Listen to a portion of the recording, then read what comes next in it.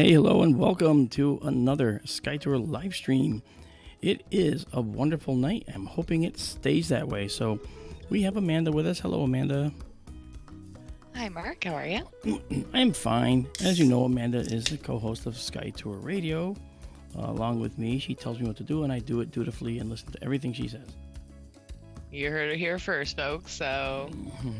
They'll probably hear it here last. Oh. So yeah, tonight we're going to have a nice little time zipping through constellations and checking out all the many little objects that are in all of them. So hopefully we're going to hit a lot of objects. That's what we want to do tonight. Just catch many of them, right? And there'll probably be some fun a little later on as we move forward. We'll be able to get some objects in the sky that are coming up. Right now, you know, the winter sky is wonderful, and there's a lot of things in the winter sky. But once you've looked at it for like 100 times in a row, you start looking for new things. So we're actually going to look at all the things that I've actually never looked at with the telescope. Not SkyTour LiveStream, but ever. So we're going to look at things tonight that I've never actually looked at, unless I explicitly tell you I've seen it before. These are all new to me as well. That's how much stuff is out there in the universe. There's plenty of stuff out in the universe. These are the streams I like. Yeah, they're seeing all... things you've never seen before. Oh, yeah. They're wonderful. They're wonderful. And by the way, for those of you that are just tuning in, we haven't actually looked at anything yet, but please do subscribe to SkyTour LiveStream if you're just lurking out there. Go ahead and click on the bell, and you'll get an alert as to when we go live again. We've been cranking out quite a few streams, and we've gone up by well over 1,500 subscribers in the last week or two. So people like us, and that's a kind of a nice thing. It's humbling to know that many people like what we do. You know, Amanda is very good at what she does with us, and she's doing phenomenally and taking care of a lot of stuff in the background that we just don't get to do. You know, I don't get to do often. So I'm very pleased with that. So that said, what I'd like to do is to have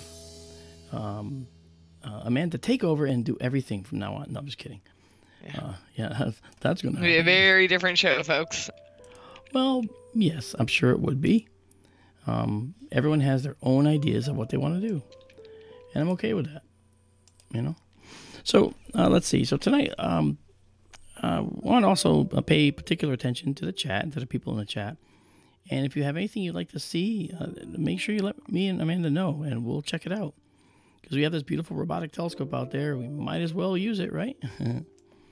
And Keith from P&K Science, formerly P&K Space Imaging, was on with us before, and it was kind of fun.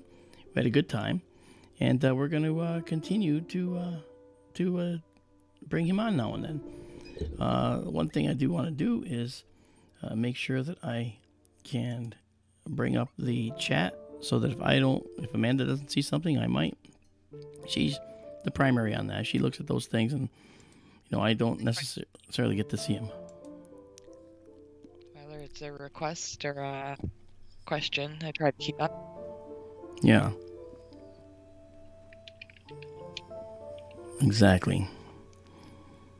Okay, so let me just take the chat and pull it out and just put it on my main screen, and it'll be in the background. I won't get to see it entirely all the time, but if anyone, like I said, has a question, please do. If you have a question, put it in caps so that we can actually see it. We know you're not yelling at us. You know, we know you won't be yelling at us, so that'd be fine. So, here we go. So, hey guys, good to see you. Thanks for coming by. And let me see if I can move this down out of the way here. Ronald wants to know, what is the thought on M51, the two sections of it? I'm not sure what he means. Oh, well, that's the Whirlpool Galaxy. And M51, if you remember, we've looked at it. It's near Ursa Major, and we look at it. We see that there is one main section with spiral arms, and then we see another section that has what looks like it sort of looks like a little dwarf galaxy attached to it, like it's a little sub-galaxy that's attached to one of the main spiral arms of M51. And that's actually, in fact, is a real object. It's a real, dwarf galaxy that is attached to M51. Really neat. You know, it's a very, very interesting galaxy. We can't see it now in our sky, not yet, but we're getting to. We're going to be able to do it soon. But in keeping with what I was saying before, when I was saying we're going to be checking out some neat objects in the sky, we're starting here. This area right here. This is something called the sailboat cluster. And we're looking at it now, and if you want to know what it is, well, we can just go check it out. Okay, and here is the sailboat cluster right here. All right, and we're checking out this cluster of stars. You'll notice that some of the stars are orange, and some of the stars are blue, some are white. So we're actually seeing that. Yes, John Ostains asked, is PC to say dwarf galaxy? Yes, you may. We can say that. We can say little person galaxy, but that won't be the best thing either. We can't say that. It's definitely a dwarf galaxy. And here on the stream, I'm seeing that Lee Spiegel's calling me right now, but I'm not going to answer it, so I'll have to get back to him, tell him what's going on. Everybody. Hey, hi, Justin T. So this is the sailboat cluster that we just saw, and we can go check it out one more time, right here. And let's just bring it in a little better view. There we go. And we can also add a little processing to it so you can actually see what it looks like. All right. It's a really nice cluster of stars. And again, why are we looking at clusters? Because when we look at clusters, we have to say that these clusters are the places where stars have formed, but they've evolved somewhat while or just after having formed. What's that mean? It means that they've come to be, they've formed, and they formed within a nebula. They formed within gas and possibly dust. You know, like when we look at the Orion Nebula, it's full of gas and dust. When we look at the Lagoon Nebula, it's full of gas and dust. The Eagle Nebula, M16, down in that region of the sky near Sagittarius, full of gas and dust. Young hot stars form in these clusters, and as they evolve, their solar winds, their stellar winds push a lot of the gas and dust away, leaving these barren areas. So this is why you don't see gas and dust. You can actually see a little bit in here. There is some gas and so forth in here, but we don't see a lot of it, you know. So I think that's the purpose here, you know, is to try and illustrate the difference. Some of the clusters we see tonight might have some nebulous details, some may not. All right, but this is the sailboat cluster, and let's go now back to our planetarium view, and let's take a look at something else. Let's go to, say, this guy. This is NGC 189. It's also a little star cluster, all right, and we're going to be looking at this one as well right now. And we're just going to move over to it.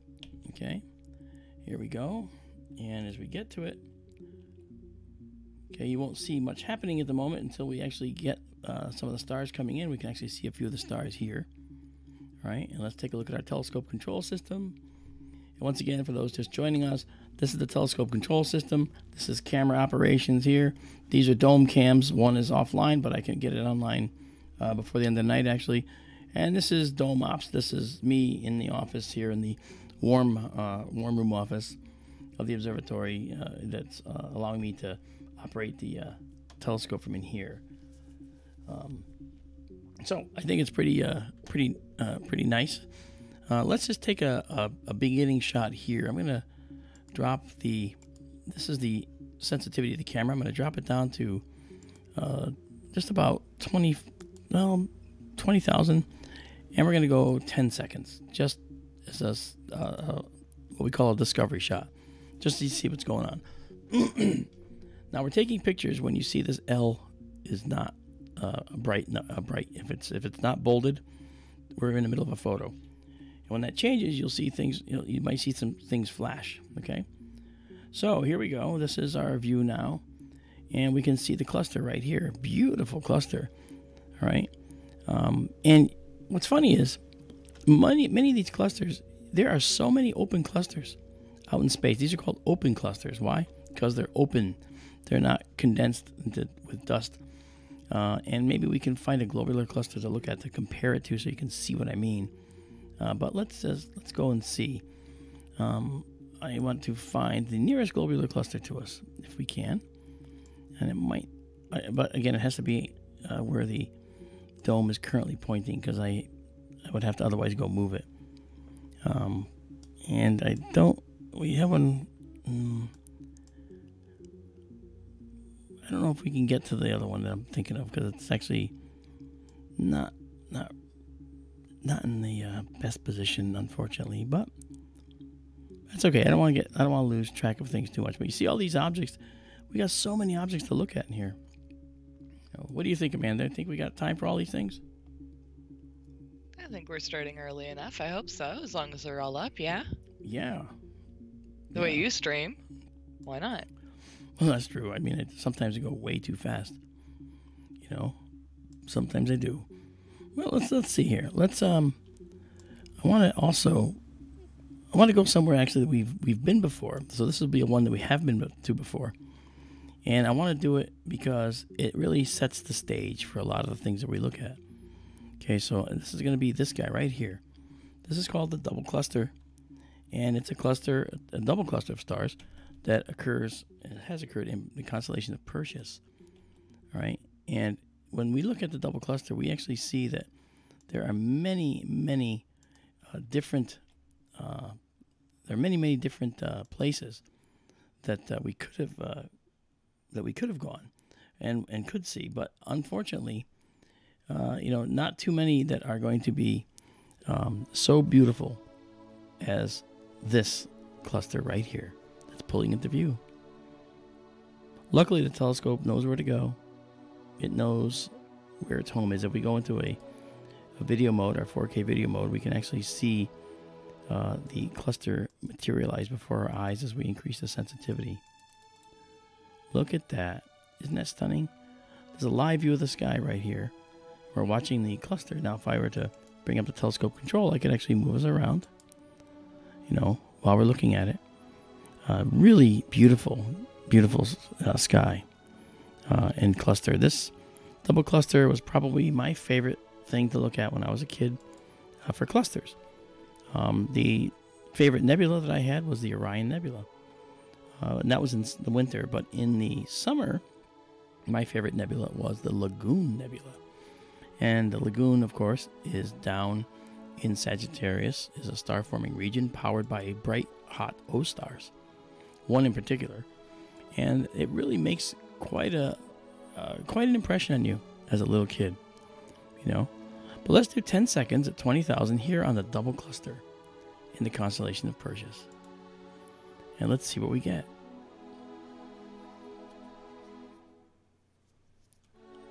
Hey, Jen Miko. How are you?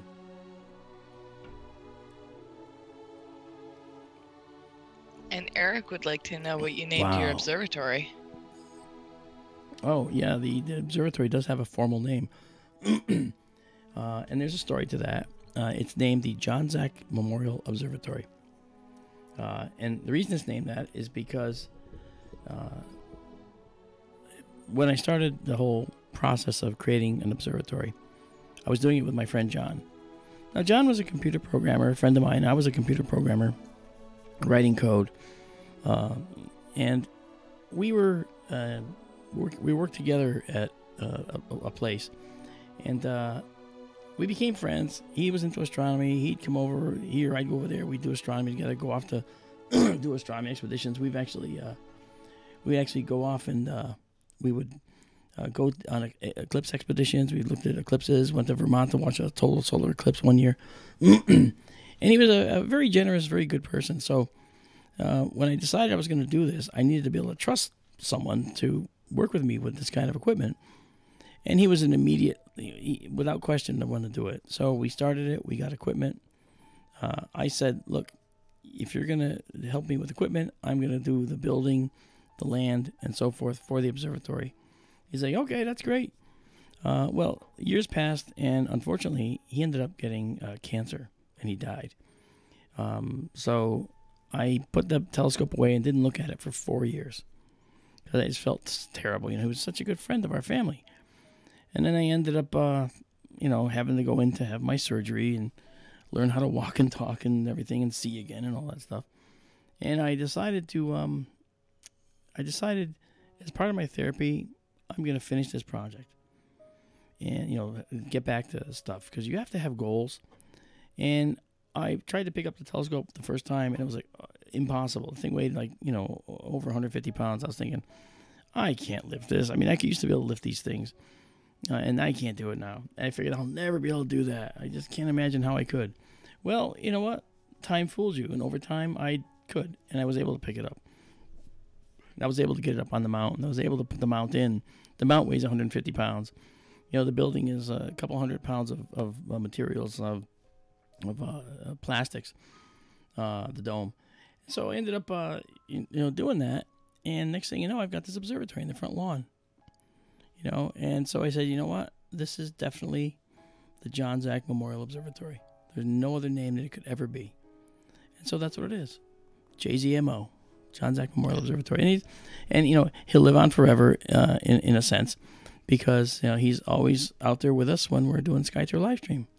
Because this starry view. I like that story. Oh, it's a beautiful story. He was a great guy. Great guy. And one of your friends in town made you a beautiful plaque to go on top of the dome. Not on top, but... No, actually, that was actually Jude. Was it Jude? Jude was, and Jude is, our site coordinator for FX Models out in Colorado. And Jude is, very, very into, those kinds of relationships and friendships.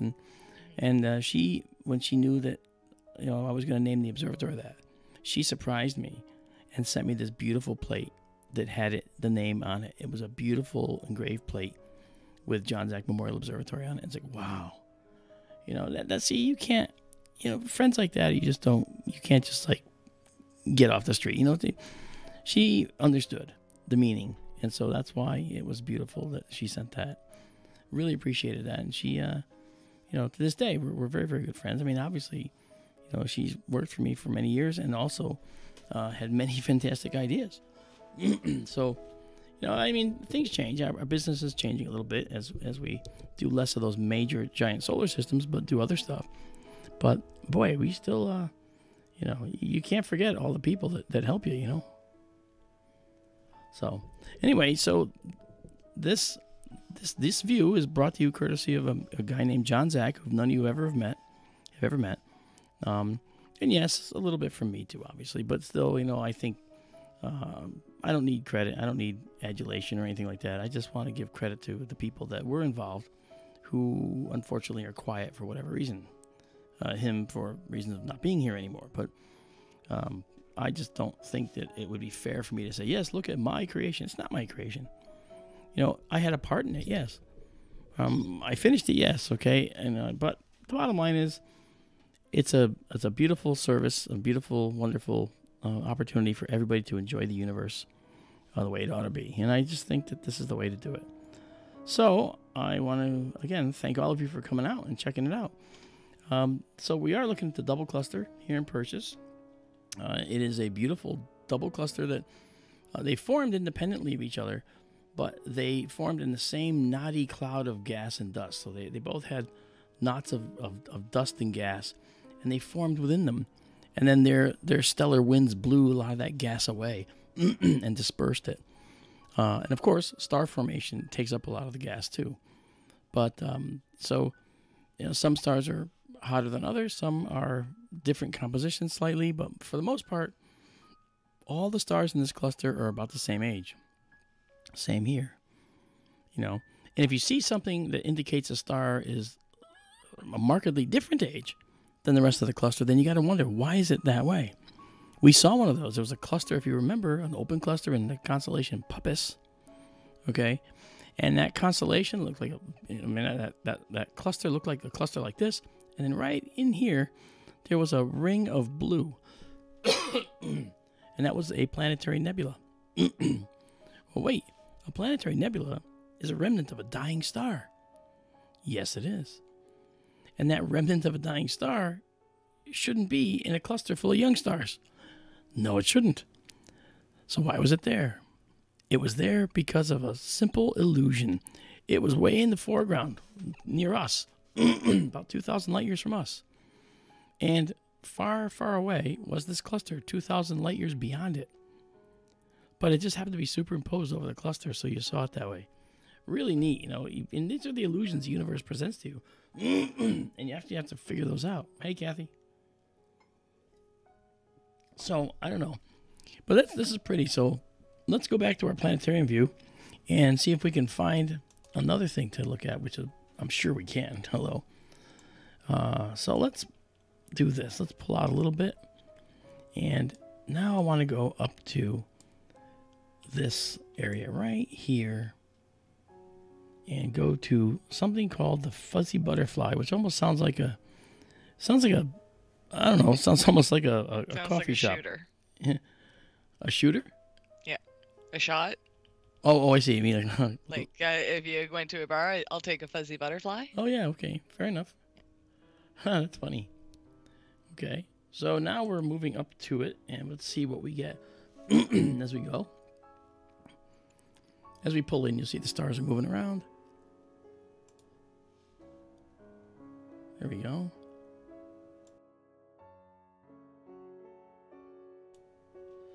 Okay. And now our telescope will come back shortly as it does its little maneuvering. And if I want to, I can actually accelerate that. So here we go. So now let's try and see what the fuzzy butterfly looks like.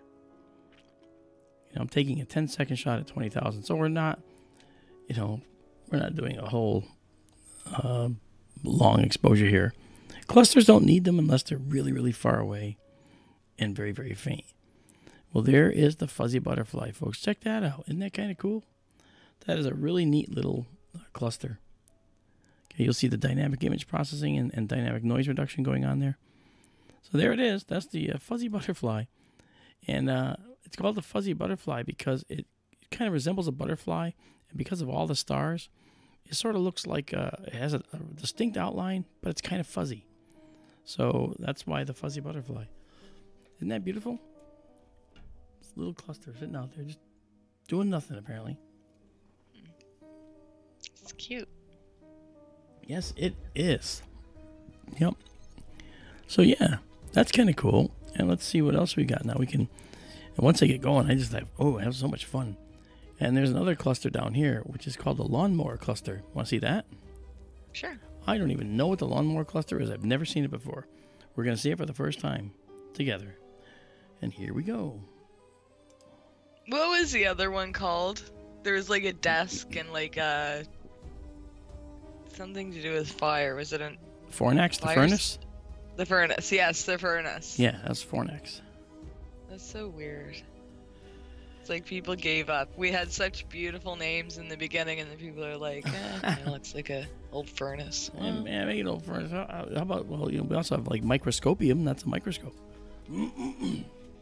That's funny. Yeah.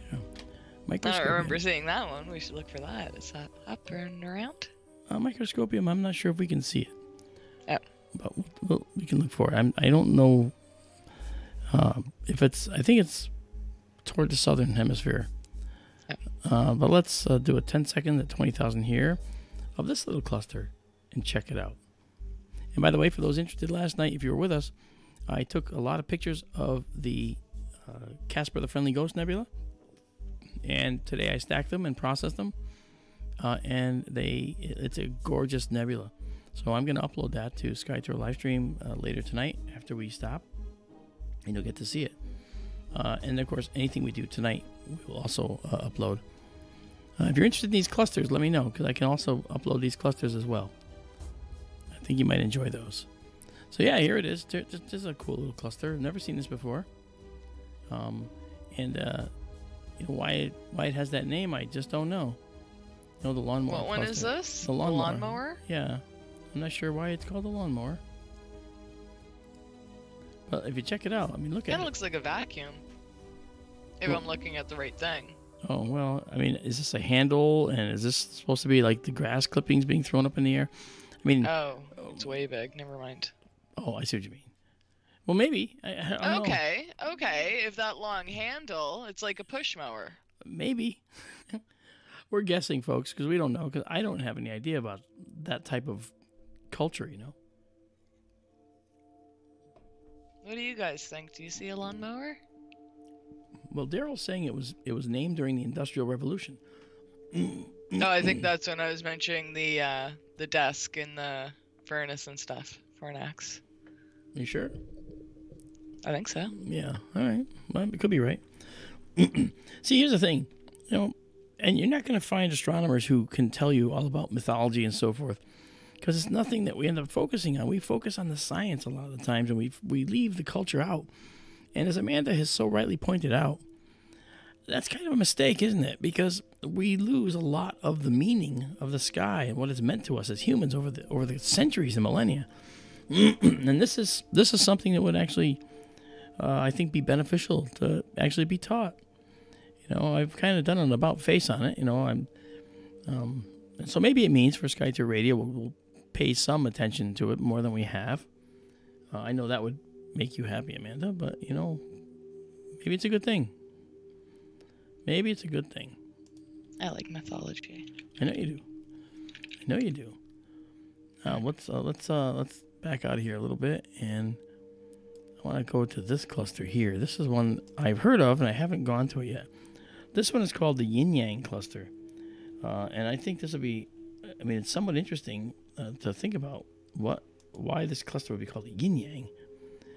But you know, I want to check that out, see what we got. So we're gonna go jump into it right now. All right, and here we go. We're moving in. Okay, we're moving on up. Here we go. Go away. What are you doing here? I see a calculator. Yes, you did. Nobody else did, but you did. No? Oh. No. Yes, okay, so 10 seconds to 20,000. Let's do that now. This is the Yin Yang cluster. It's probably going to be right about here, I'm going to guess. And David's reminding us it is the Chinese New Year, so Yin Yang cluster is right on target. That's correct. Thank you, David. Yep. And there we go. So we can actually see it right there. Okay. And why it's called the Yin Yang cluster is something I actually can't tell you because I really don't know the origins of that name, frankly. But it is interesting, isn't it? To actually be able to see that. There's a little better view of it. Now, remember, we're doing little processing. If we don't, you know, if we do processing, it's going to look like this. If we're not doing processing, this is the raw view from the camera. But I can actually change a little bit of the settings to make the cluster appear a little bit more vibrant. So right here, like this, ready? And kaboom. So now we can actually see the cluster looks a little more vibrant over here. It's really pretty. Yeah. So now let's see. Okay, if anyone wants to go back and see any of these things, please don't hesitate to ask. I'm okay with jumping back to stuff. It's perfectly fine. Let's see now. I'm gonna move to a couple of other things here that are neat. I'm gonna back out a little bit. We did Fuzzy Butterfly. We did Lawnmower. We did Yin Yang. We are now just cruising along. Well, we're checking stuff out. We're actually moving, yeah.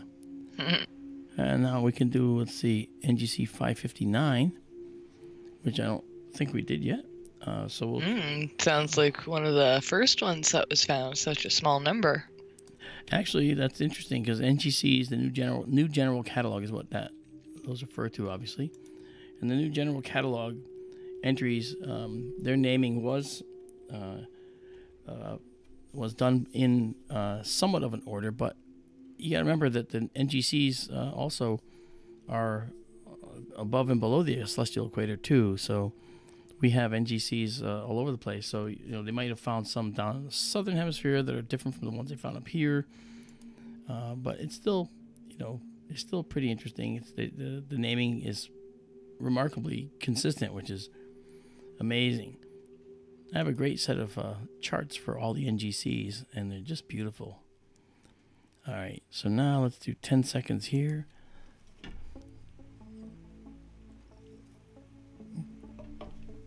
Yes, sir. And here we go.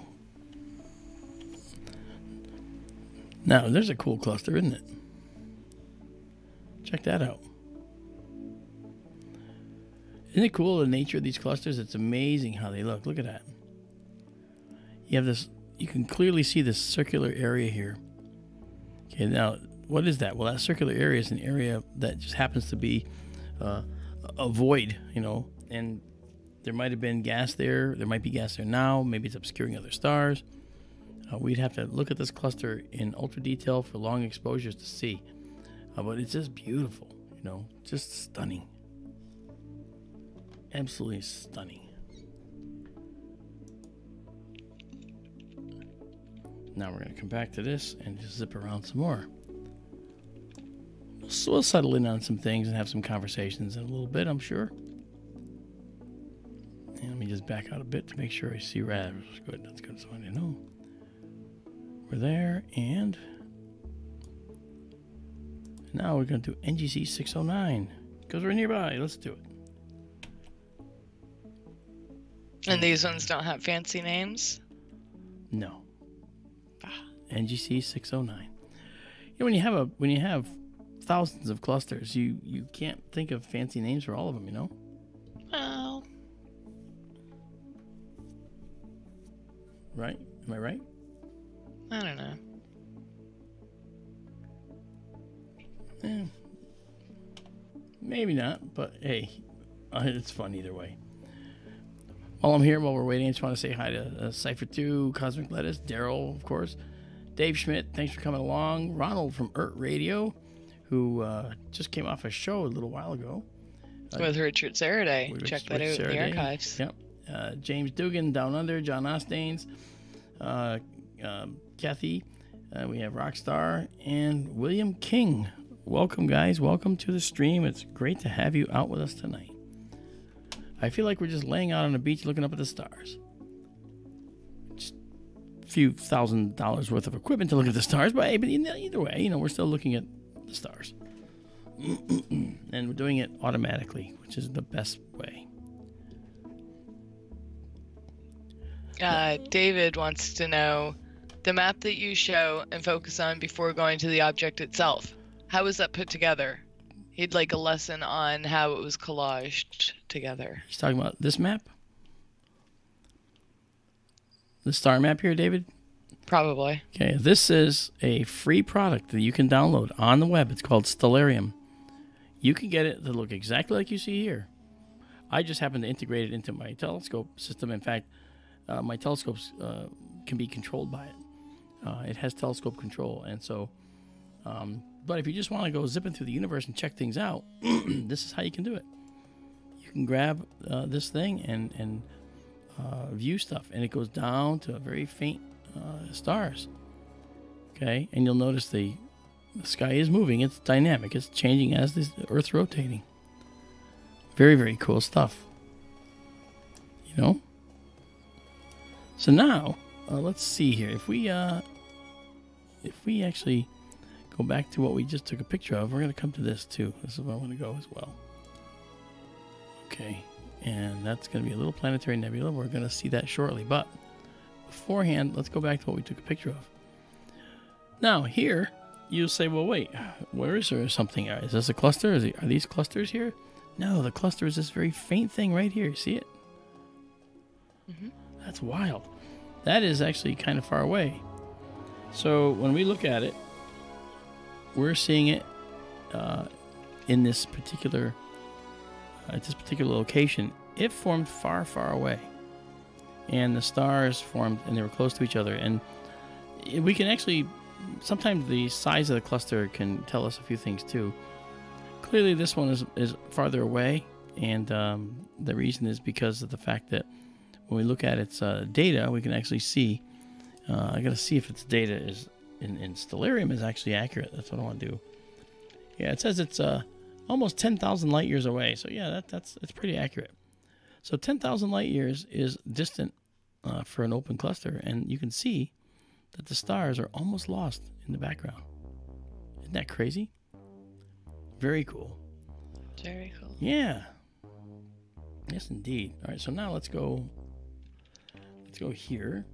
We do have a few requests coming in. They've been Sure. for things we've seen in the past, but Okay. Daryl wants to show me the Heart Nebula for Valentine's Day. And we can drop by the Soul Nebula too. Mm-hmm. Yeah, tonight there's some water vapor in the air. We may not be able to see it, but I'm going to try. But first, Okay. I'm going here. Okay. And James from Down Under also wants to see the Skull and Crossbones cluster while we're talking about Okay. clusters. Skull and Crossbones is on the other side of the sky, but we can move the dome and get to it if he wants. Yeah. I'm just putting them out there before I forget. No, that's fine. Don't forget. Oh, well. Don't forget. Now you don't forget. Well, I did my part. No, you got to remind me when things like that's how it works. Then who's going to remind me? Well, you write it down and then remind me. Okay, so let's take a photo here of a little planetary nebula that's over here. I'm thinking it's going to be right about here. We'll do 10 seconds at 20,000. And let's see if we can see it. Some planetaries are kind of faint, but maybe this one will be visible. Let's see. Oh, that's beautiful. Okay, here's the question. Can you see it? Can you see the planetary nebula in this image? I would say it was a big bright blue star. Yeah, that's a bright blue star. It's not that. Oh. The nebula? It doesn't even look like, it looks like a star, but it's not. Is it up in the left, kind of orangey? No, this is a planetary nebula. Think of the cat's eye. And look for I don't see a turquoise one. Oh, it's there. Oh my god. Do you know how blind I am? I don't think you understand. No, I don't understand, but let me just make Can it you zoom in more? Oh, I see it. I think I see it. Oh, you keep moving it. I see it. Yeah. See that? I saw it just before you started moving it. Yes, I did see it. These little nebulae are really cool because they're notoriously hard to figure out how far they are, away, because for a number of factors. But the fact is, when we look at something like this, and we look at a nebula of this type, one of the things that we're looking for is an overall diameter, and they tend to go out about a light year in diameter or so. So we look at this and we say, wow, that's pretty cool. How far away is that? All right, well, we know the Dumbbell Nebula is about this big in our telescope, and this is really small. So I would guess that this is a lot farther than the Dumbbell. That's what I would guess offhand. So let's go see if Stellarium gives us a distance. All right, and yeah, look, see, it says it's 9,700 light years away. The Dumbbell is a lot closer than that, so that's pretty interesting, but that's beautiful, Now, what are the request objects? The Heart Nebula is right here, and let's go see if we can find any of that nebulous detail. There's also the Fishhead Nebula right here, which I think is part of the whole complex. It's also an H2 region. That's a region of star formation. Okay, in other words, out of this, in the end, there'll be a cluster of stars or more, in there. Okay, the Heart Nebula down here is here, and just for Valentine's Day, let's go check it out. We're going to go there now and see what we get. And I know that the Heart Nebula is going to be a little bit difficult to see tonight, but we're going to look anyway. I am going to pump up the excuse me, I'm going to pump up the sensitivity. We're going to go to 32,000. We're going to do 15 seconds. Okay? Okay. Alrighty.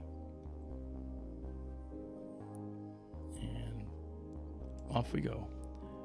Of course, I should have checked to make sure the telescope had stopped. Okay.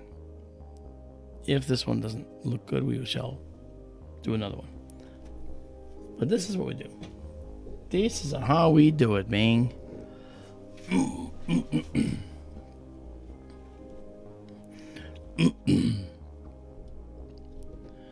here we go. And now what do we got? We have this.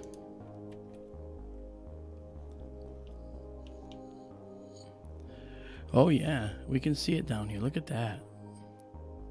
You can actually see a cloud right here, this beautiful cloud.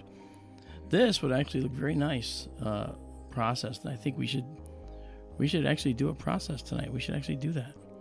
So okay. So first things first, now that we have an object to photograph and to do more with, I'm going to first get this object up and running for us. That is to get it into the middle.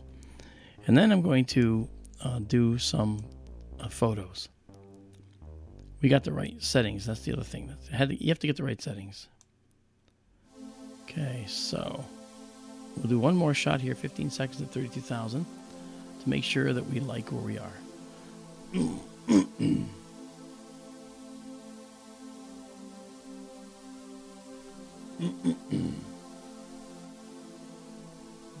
Tom has a question. Let me just make a note. The folks in the chat, I'm sorry, that are going back and forth. Please respect the wishes of people that don't want to go into politics and so forth, please. Okay? We are apolitical here. We don't want to hear about it. And, if you want to do politics, this isn't your place. Anyway, go ahead. Who has a question? Tom wants to know, is the red color in the gas cloud, does that mean it's moving away from us? Or is that just its real color? Tom, that's a fantastic question, because you know what? People do get confused with that. It means actually that the cloud is displaying its actual color to us, right? So when we look at this, it's sort of a reddish. Okay, what is that? Well, hydrogen makes up most of these nebulae that we see out there, and nebula just means cloud, okay? And it's a cloud of gas, and you would say, well, gas is not visible unless something is happening to it that makes it visible, and that something is that it's being ionized by very hot stars in the vicinity. That means the electrons are leaping off the atom, and as they leap off, they collide with other particles, lose a little energy, and then spontaneously recombine with another atom of the same type, if not the same atom that they came from. And when they do that, they lose energy as they do that, and they drop into what we call an energy state, another energy level. That process generates light. When they land in a lower energy level than they started from, they give up energy, and that energy comes out as light. And that light for hydrogen electrons is in the particular band of the red end of the spectrum, and that we call that hydrogen alpha. All right, and so that's a very interesting process that illuminates what might otherwise have been invisible gas. So we end up seeing it as red, and that is the real color. That's an excellent question, Tom. Excellent question. Because I've heard that before, and I often forget that people think they confuse red with what's called redshift and so forth. And it's like, no, that's actually, there are real true colors of the universe. So anyway, that said, I think that's pretty cool. So now we got our placement here.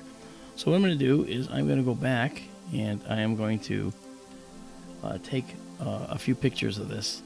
I'll do 15 seconds at 32,000 for a number of seconds each, and do that. And then we will come back and do a bunch of those, and then move on. I don't want to miss out. We're seeing it now. We might as well keep going, right? Yeah.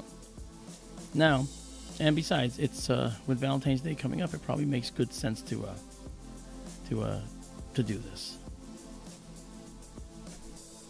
Otherwise, I won't hear the end of it. Well, that's what I said, that you did this for me last year for the SkyTour Radio on KGRA. Yeah. You happened to just mention it in passing, and I said the Heart Nebula would be perfect for the Valentine's Day show. And we shared it in chat, and I think it went over well. I think it was a really... it's stunning anyway, but just fits so well. And yeah. It's kind of sweet. Well, I'm glad we could see it tonight. And I'm actually using the main instrument. I'm not using the 5-inch refractor on the side, because I would rather capture it with this tonight. I'm actually going to be changing the observatory around a little bit. And I could start doing that as soon as tomorrow. But bottom line is there's a couple things I have to implement. One thing I have to implement in there is I actually have to raise the observatory. I've got to raise it up. Now, the way an observatory is built, we have a central pier upon which the telescope is mounted. That pier goes way the heck down into the ground in a concrete column that I dug with our backhoe. And I then poured all the concrete down in the hole and stuck these bolts out of the concrete rods, out of the concrete rod rather, that concrete post, and then attached this big steel 150-pound pier to that. And onto that is what the telescope went onto. So we have this three-tier system. You know, the concrete, these bolts, and then the actual mount, the actual mount for the telescope. Now, what happens is those things all get mounted through a hole in the floor of the observatory. Nothing touches that pier that the telescope's on, because if it did, then every time you walked in the observatory, it would vibrate the image and ruin it. And we couldn't have that. So bottom line is we literally cut a round hole in the floor, and the pier goes down through the round hole. Nothing touches it on all sides. You could jump up and down there and stomp your feet, and the image stays rock steady because nothing's touching the telescope pier, and the telescope's mounted directly to the ground in a 5-foot deep column of concrete. So it's pretty darn solid, you know. So that's how that works. The trouble is, when I built the telescope, I set it up. I built the system. I set it up so that the telescope would not have any way of interfering with the top of the dome or anything around the sides of the dome. However, in time, I've added other telescopes to this big telescope, and now there's a danger that in one certain position, the telescope could actually strike the dome. So I'm going to be raising the entire floor and telescope another 6 inches into the air. And then the telescope will be higher off the ground, but I'll also have the clearance I need so that I don't have any problems with striking the appendages that stick out inside the dome. So that's kind of a cool little project that I got to do. In the meantime, I'm also programming a rotating system to rotate the dome. And there's some commercial software out there that I could use, but I don't need to pay $2,500 for it when I could do it right now. You know, I actually know how to code this stuff, and I'm going to show you right now how I'm going to do that. This is actually right here, what you can't really see in the camera too well. Could you make your camera bigger? I can for a moment, yeah. Yeah. And I'll show you what I'm talking about. Let's go to Dome Ops. First of all, let me go and take more pictures while we do this. Let me go to Dome Ops here, Operations Group. And let me just do this. Let me unlock you. And I think this should do it. All right. Now the text will stay where it is. There we go. Okay, so this is called a stepper motor. Okay. All right. And it has a little flag on it so I can see when it's spinning. And then this is a little microprocessor. It's called an Arduino. All right. Actually, this is called a shield. It's a shield. And this actually attaches to an Arduino processor, which is right here. And together, these things can rotate the dome. I have a much bigger stepper motor than this. And what is a stepper motor? It's a motor that turns in a discrete amount of steps or turns. So you could actually have, if you told your stepper motor to go 352 steps, it would go to the same exact spot every time. That's something that's very beneficial when it comes to creating a dome rotation system. This is the dome rotation stepper motor that I have. Okay, I actually took it off my old laser cutter, and I'm going to use this. And this stepper motor will give me all the torque and that is the power that I'm going to need to rotate the dome. And this is going to have a gear on it, and it's going to interface with a circular track around the dome with teeth. And as this rotates, it's going to rotate through the teeth, okay? And it's going to rotate the dome. Initially, I will just have it do on and off, so I can rotate it at when I want to and where I want to. Then I'm going to connect it through a special interface with the telescope so that I will know where the telescope is. And where the telescope is facing, that's where the dome is going to face.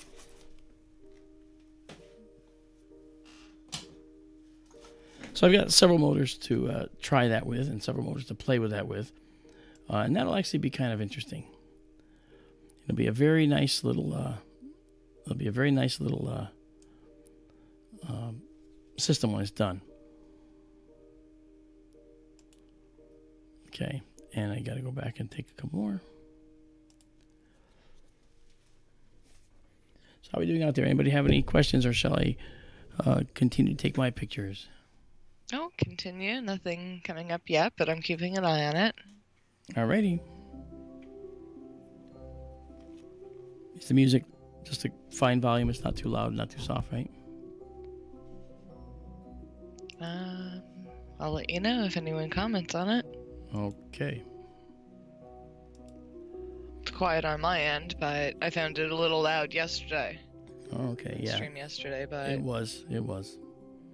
Hey, Keith's here. Hey, Keith. What's up, brother?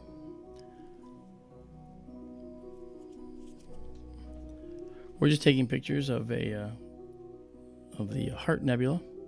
And if you look, you can see it right here. Okay, I'm not doing any real processing on it at the moment because we're trying to just... Okay, this is what it looks like, a little bit of processing.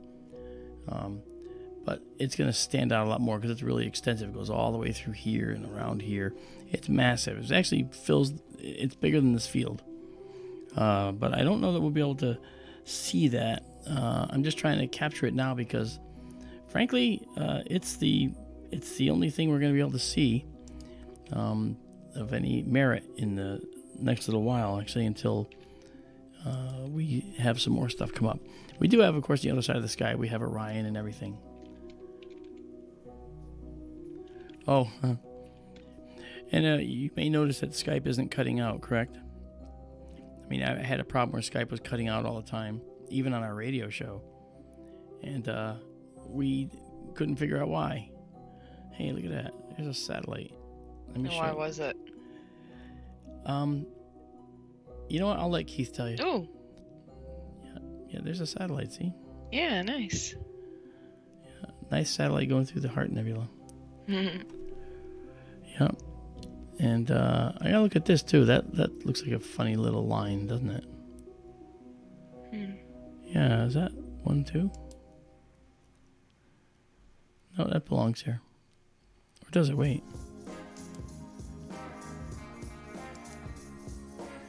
Wow. Alright, well, let's take another one. So Keith will tell you why. Is the heater? Yeah. I have a heater in my office, and apparently it's throwing off a frequency that interferes with the computer and thus Skype. Yeah. Interesting. Yeah, maddening, actually. Ridiculous, to say the least. I couldn't believe it. Absolutely ridiculous. Yes, but that's okay. Now that we know what that was, we can ignore it and move on. Yep. Yes, sir. We'll take a few more here of the Heart Nebula, then we'll move on. It's weird because I have a heater going behind me like 24/7 all year round, and I don't know. Yeah. I don't think it's ever interfered with my Skype, but yeah. Weird things. Yeah. Who knows? It's true. Very, very true. And, unfortunately, there's nothing that we could do. We actually tried a whole bunch of things. Keith and I were doing this yesterday. And because Keith was on with me for a while. Mm-hmm. And I just could not believe that the stupid heater was causing it. Yeah, I think he's right. There's got to be some kind of radio frequency that's interfering with the computer as a whole. You know, but who knows? Who really knows? And they're all worried you're freezing to death now. I'm actually in the house, so I'm okay. And no, and David, I won't freeze while Skyping it. It just means that if I turn on the heater, and maybe it's the ambient noise the heater makes, which is causing some kind of squelching issue with the microphone here. And if that's the case, well then that's something that can be fixed rather easily. I just need to get a different microphone head, that's all. It won't do that thing to me, but it's okay. So, yeah. It's alright. So,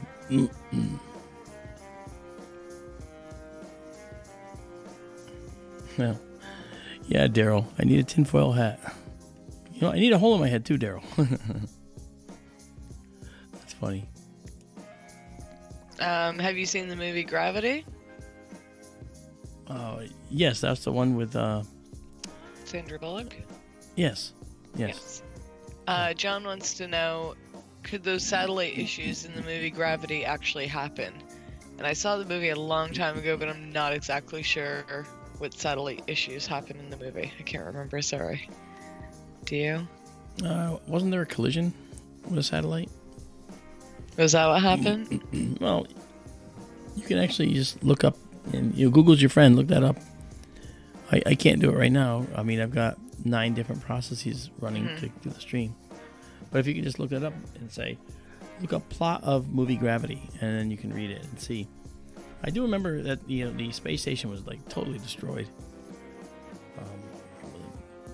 Heck of a movie, boy, I tell you, it's really something.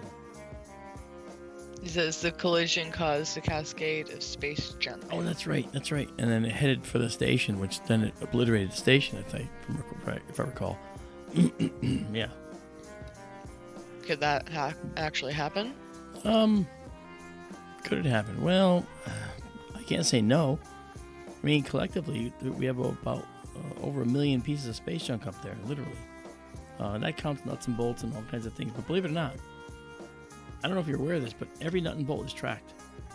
Every nut and bolt, even little nuts and bolts that astronauts lose in space. Tool bags, cloth containment, anything that they've used up in space. Anything that can possibly get loose may have already gotten loose, either with Russian, Japanese, Chinese, American space missions. And the thing is, if that were to happen, if that does happen, then we have to know where it is at all times, because we're going to be punching holes in the sky, won't we? And we're going to be going up there again. So we have to know where these things are to avoid them. I don't want to be that guy. Well, wasn't it like China or Japan that lost one of their satellites and it was going to fall back to Earth, but they weren't exactly sure when and where? So now, really, to have every nut and bolt tracked seems kind of good in theory, but do they really? We do.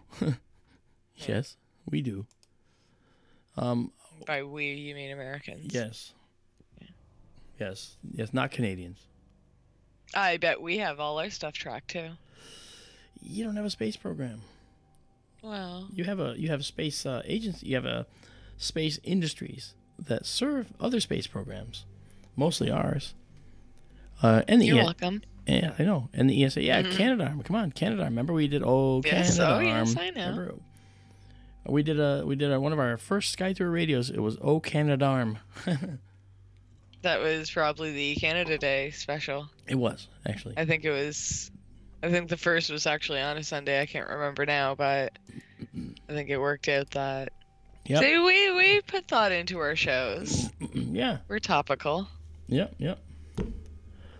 That's right. You're absolutely right. And so I know that that there are reasons why we need to track these things up in space. And for those that are watching me putting something on my hand, I have there's something in the base of my thumb joint here, so I'm adding the icy hot stuff, the methyl salicylate stuff to kind of heat up and fix it, because it only heat works. Oh, Cosmic, you're taking off. Well, thanks for coming. I still have to talk to you. You and I have to talk. Anyway, I'll see you later, Cosmic. Thanks for dropping by. Yeah. Charles, tell us more about the Kessler syndrome.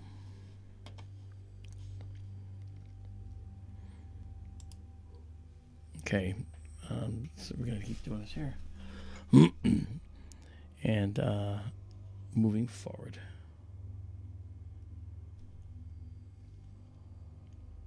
And I'm going to jump back into our Planetary program.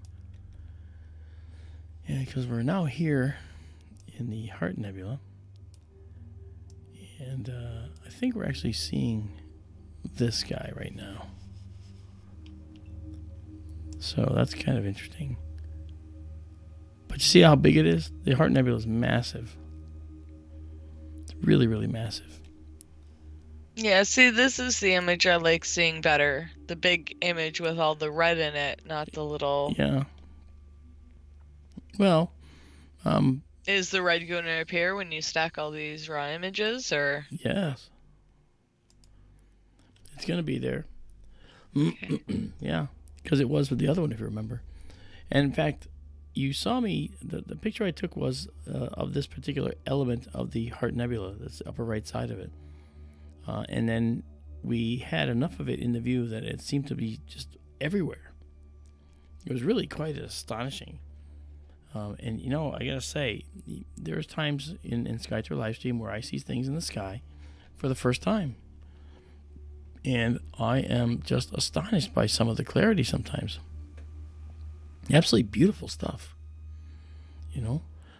So that's definitely a, definitely something to keep in mind, is that every time we take a picture, that picture is going to come in, it's going to look a little different. It's going to have a different appeal.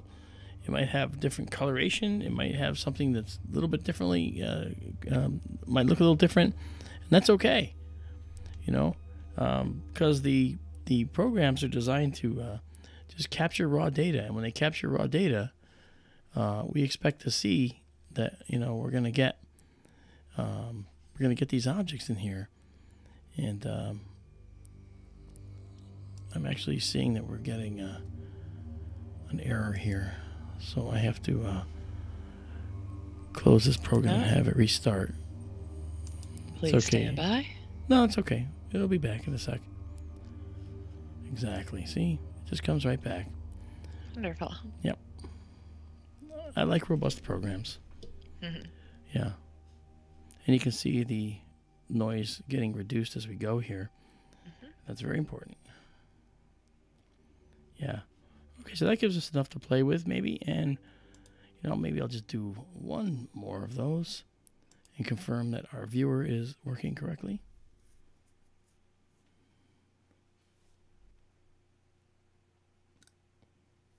Sorry, I was just reading Charles's... Yeah, no, go ahead, read that out. Read out. So, because I asked him to elaborate on the Kessler syndrome, and he did. Yeah. He says the Kessler syndrome is a theorized crisis that could be caused by satellite debris causing self-sustaining clouds of further junk to enclose the Earth, making all launches impossible. Right. So when one satellite collides with another one, and another one, and another one, and next thing you know, you've got this all-enveloping massive cloud of debris around the Earth. That would need, even with 1 million objects in orbit, okay, that's nowhere near the number you need for the Kessler syndrome to be a reality. The reason is because, and it goes back to people not understanding why the Earth doesn't look like a ball from only 80 miles up, okay? It goes back to people that think the Earth is flat. They have no idea about the scale of the actual planet. They've never seen the scale of the planet Earth. It's a massive object. Massive object. But, you have to get so far away to see it as a round ball that, we don't regularly go that way. We see the Earth is round from the space station. from 250 miles up, you can see the curvature of the horizon. When we saw the eclipse, the lunar eclipse, in which we caught the meteor hitting the moon, we actually could see the curved shadow of the Earth on the moon. And that wasn't just because the moon is curved, sphere, that it was showing as a curve. Because from our distance to the moon, it was effectively just a projection of our shadow on the moon that we were seeing. And we were actually seeing a round shadow, a curved shadow. And that's something that right away dispels any notion that the Earth is flat. It's a ridiculous postulate that the Earth is flat. But I can't tell people what to think. I can only show them the science, and if they want to choose to ignore it, they can. Ain't that right? So. Okay, so I think I got enough to play with, and now I'm going to head into this realm here again, and let's go see what we can find. If anybody has any ideas or want to talk to me about anything, please feel free. James wanted to see the skull and crossbones. Okay, that's going to require moving the dome. Okay, no, you can do that later or on our next stream. No, we can do it tonight, I believe. I think we'll be able to do it. And let's do this guy here. We're going to do the dragonfly cluster. Ooh. Yeah, dragonfly away. Here we go. Okay, so now we're moving to the dragonfly cluster. And you'll see the stars whipping by. And then, of course, we just pull in. And dragonflies here.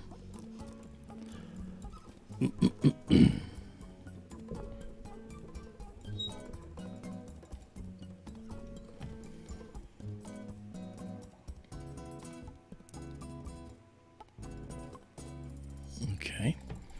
Let's make sure we are stopped. Jen agrees with me. There we go. And let's just do a discovery shot right here at 32,000, 15 seconds.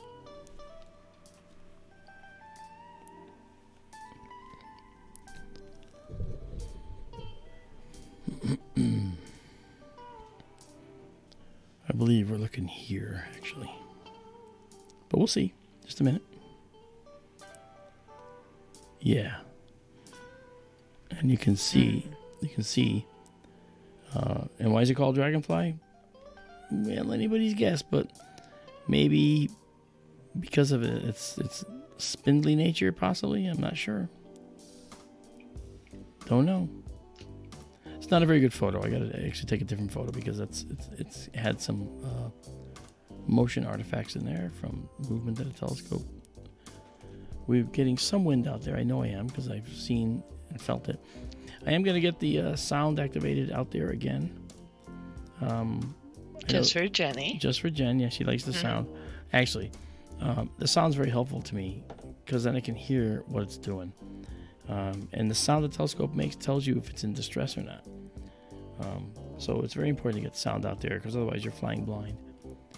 Yeah, here we go. Look, this is beautiful. Here is the dragonfly cluster again. And you'll see that it's got this beautiful bright star in it, and the others here. Really pretty. Gosh. It's a night of clusters, folks. Basically, jewel boxes. A night of jewel boxes in the sky. We gotta love them. Gotta love them. So, let me go. And I think we did. Did we do this one? I don't know. NGC 436. I'm not sure we did this one. Let me just back out a bit here. I don't think we did. We're going to do that one, then we're going to do one more after that. And then maybe we can move the scope. Or the dome. Okay, let's go a little bit northeast of this and of the dragonfly. And go over and check it out. Just up here a little bit. And we're going to see this little tiny cluster right here. And I think it was 309, NGC 309. Hang on, let me just go there. We did a 609. Yeah, and I think it's 436. NGC 436. That's where we're going right now. Let's go see. So we get in there, and here we are. And let's just take a picture right now, 15 seconds at 32,000.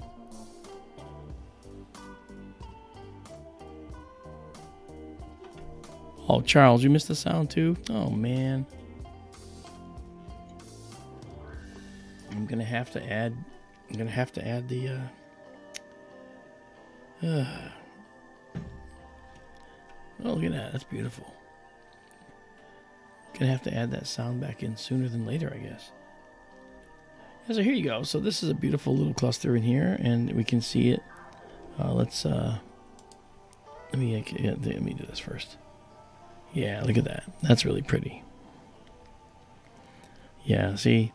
So, again, these little clusters make up the universe, you know. I mean, these disperse.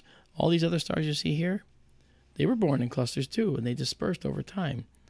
These are younger and haven't dispersed yet. They're still in their cluster. They're still in their, well, they're still in their nursery. It's just the nursery gas has been dispensed with because the stars, stellar winds blew it all away. And they'll eventually move away from each other and look like the rest of these stars out here. All separate, doing their own thing, independently orbiting the galaxy. That is what it's about. You know, really interesting. Let's go to our planetarium again and see what we have. Put a little happy tree over here. Yes, and now let's go and pull out a bit. I want to drop us down to here and see how the Pac-Man looks tonight. We've done the Pac-Man Nebula before. I've seen the Pac-Man. I've shown it to you. The Pac-Man Nebula is really interesting. And as we pull in to the Pac-Man and set up on the Pac-Man, we will eventually be able to take our photos. And based on the nebulous nature I saw in the Heart Nebula, maybe we're going to see some here too. It might look pretty good.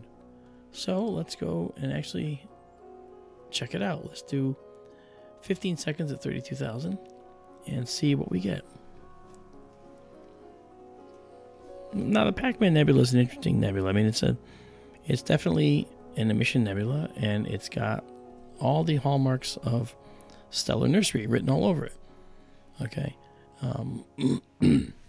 However, the Pac-Man also displays some other things to us. Let me close this in here and give us a little processing. Okay, so you can actually see a little bit of the nebula here. You can see it's very clear right there. And we'll be able to bring out more of that later on. Perhaps as we go and create more photos, I can add them up. I won't do as many for this one. Not while you're all on the air with me. I want you guys to be able to explore and see many things. So we're looking at many different things tonight. Okay. Cool. So we'll come back to this. We will come back. But you can see the glow here. There's a glow. And the rest of the nebula is in here. It'll show up very nicely. And maybe later I'll come back to it. But for now, I want to continue taking you on the journey across the sky. Let's go now. And this is the W of Cassiopeia, by the way. You can see it right here. Okay. And in mythology, it's Cassiopeia in her chair. Follow? I do. Yeah, there she is. She's upside down. And then we have, let's see. Okay, I get rid of that. And not that, I meant this. And now we pull in here a little more, come down. You'll see there's a lot of stars and so forth in here that are beautiful. There's also this little tiny thing here I wanted to check out, which I haven't yet. It's called a Starburst galaxy. So let's go see if we can see it, and then I'll tell you what it's about, because the Starburst galaxies are really fascinating We've looked at them before, although not this one. This one we've never seen before. Okay, but we're actually gonna check it out. And we saw this with M82. We even talked about it the other night. A starburst galaxy is a galaxy where there's this large spate of star formation going on, and by spate I mean there seems to be something that kicked off massive amounts of star formation. Now, what would cause that? Well, obviously, increases in the density of a gas might cause the gas to start to self-gravitate toward itself and become star densities. And maybe that's what happened with these different galaxies, all right? And so it's possible that this has happened, and that maybe this is what the Starburst galaxy is all about. And I'm trying to locate the Starburst galaxy right now. Yeah, I'm looking at some stellar aberrations there. I don't see the galaxy yet. I may have to do a comparison image. As you can see, there's gas and dust in this area. You can see some nebulous gas and dust in the area as well. So when we're looking at a galaxy, we're looking through all this. All of this, we're looking past all this to millions of light years away beyond our galaxy. Really interesting. Okay, it might be very small, and it might be why I'm not seeing it. So I don't see that. Nonetheless, I don't let it deter me. I'm going to see what I'm looking at here. See if I have a. See, that's pretty big. That's gorgeous. That's stellarium. I should be able to see this. So my only thought is that I'm not quite in the view. It might be right here. It might be low surface brightness. That could be what it is. If it's a low surface brightness object, then I could understand what's happening. Alright, so how do we do it? Well, let's go here and make sure that I can go to COF over here. If I can get to COF, then I should be able to see it. Okay, so COF should show up. There it is. Okay, that's COF right here. That is to say, that is this star right here. And then, if I move it just a hair this way, then the Starburst galaxy comes into view. So all I'm going to do now is I'm going to move it a hair that way. I'm first going to go right to here, go like this. Now I'm going to say that I'm going to move it over here a little bit more. And we go here. And now we see as it comes into view. All right, so now it should be right about here. And if I do a photo, we should see it. So that's what I'm going to do. Okay, we're going to stop it because I know it's there. Should be there. All right, so now we're going to say do 15 seconds at 32,000 again. To see if we can capture it. It should be right about here. There should be an object right there. Without doubt. So, we go see.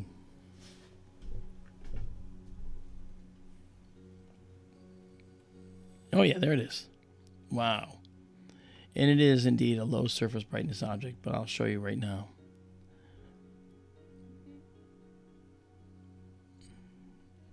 It's right here. I don't know if you can see that. Yeah. I feel like I can't see any of these clusters. Well, this is a galaxy, a very faint galaxy we're looking at. So, yeah, I get it. Yeah, this is not that easy to see. Some of these are low surface brightness, and you can't be fooled by these guys here because it makes it look like there's something bright when they're not. Yeah, but that's okay. I want to see it like you do in Stellarium. You want to see what? I want to see it like you do in Stellarium. Oh, I know. That's very, very true. Can you... How long would that image have to be? Oh, I'd have to stack it and stuff, but yeah. Oh. But we can go here. This is another one that we've seen before, which I really like. And I know you'll like this one because this is actually not hard to see actually at all. It's actually really quite nice. We've seen this one before within SkyTour LiveStream. We can talk about this. All right, let's just make sure we get our telescope up and stopped, because I know we're at what place I can force to stop because I know we're there. So let's actually, let me just go a little bit to the east a little bit. All right, and that works. And now 15 seconds at 32,000. Here we go. This will be interesting. This is the Bubble Nebula. Ooh. Mm-hmm. I like bubbles. And this is a bubble. You can't miss it.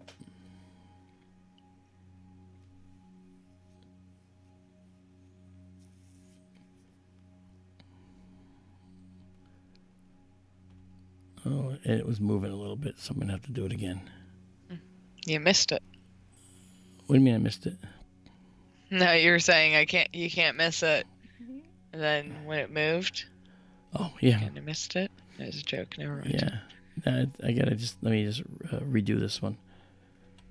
I don't like. See, the thing is, it's getting in the murk now because Cassiopeia is getting down low, and that's causing problems. But let's do it one more time. Let's say we'll do 20 seconds actually at 32,000, and see what we get.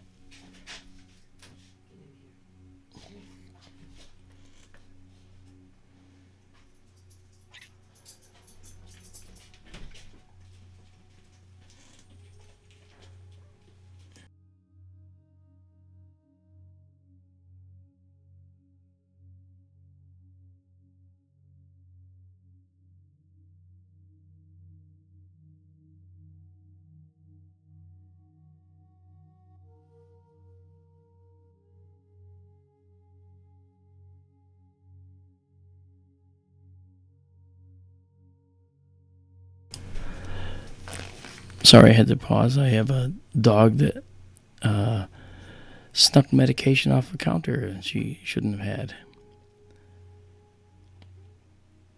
That's not good. No, it's not. Okay, so this is... It's in the murk a little bit, but we can see it. Okay, here is the Bubble Nebula. This is beautiful right here. You can actually see this little bubble. And I'm trying to close in on it a little bit better here. Yeah. I'm a little concerned why it's so white. I'm thinking that better not be clouds. Because normally I see this as a very red object. I'm actually not seeing it. So what I'm going to do, guys, I'm going to go out and just make sure my sky is still good. All right, so give me a moment and I shall be right back. Amanda, your turn to take over. Oh my god, I got It's that. all yours. I'll be right back.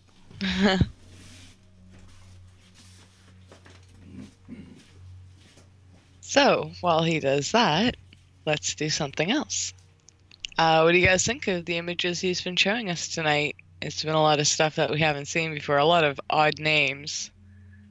I think, I can't remember if it was earlier this stream or if it was last night. Sorry, sometimes I get the objects confused.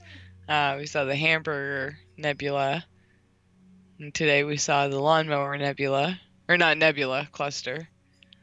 Just odd names for certain things, and like Daryl was saying, I guess it was the industrial era when some of these things were named.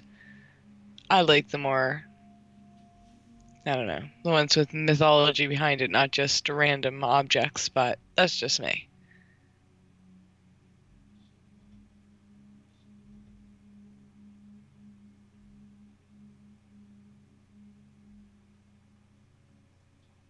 Hello, Tron. No, I won't start a discussion about time.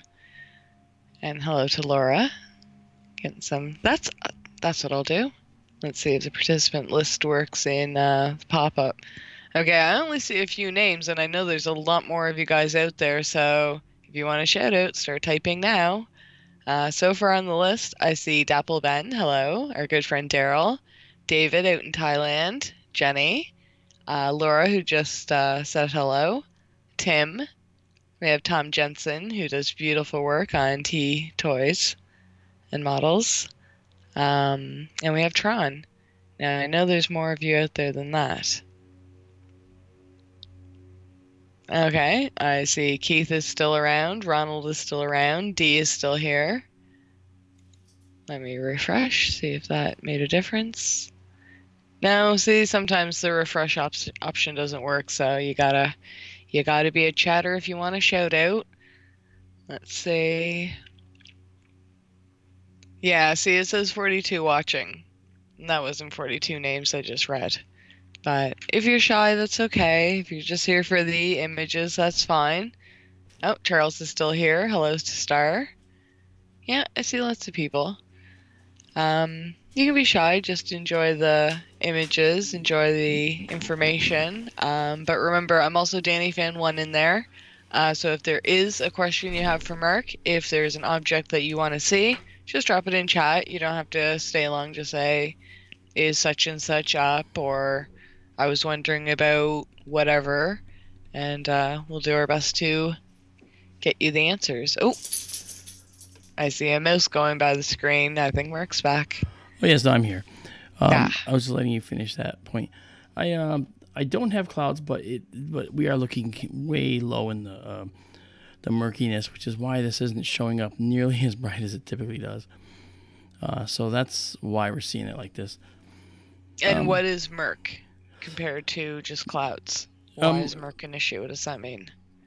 When things are low in the horizon, we're looking through more atmosphere, and it looks murkier, and we have to look through what's called more air mass. And air mass is not your friend. We want minimal air mass. Things that are straight up in the air, straight up over your head. Those are the best ones. That's the best stuff. Okay. Because if we can look straight up over your head, then we will see objects that are actually through less air mass.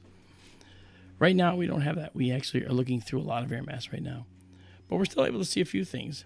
Okay, and that's why clusters are good to see tonight. We're looking this way. Let's see. I guess I'll try and get higher up in the sky. Okay. It's not gonna... It doesn't help that we're actually, really... Yeah, we're actually looking way... We're starting to look almost under Polaris now.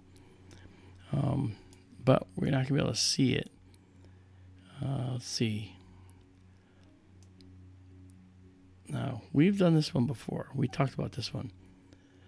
And I'm not sure we can see it. I'm not sure how the telescope is, the arrangement of the telescope. I'll have to look and see. But let's go check it out, see if we can see the Jolly Roger cluster. Okay, and here we go.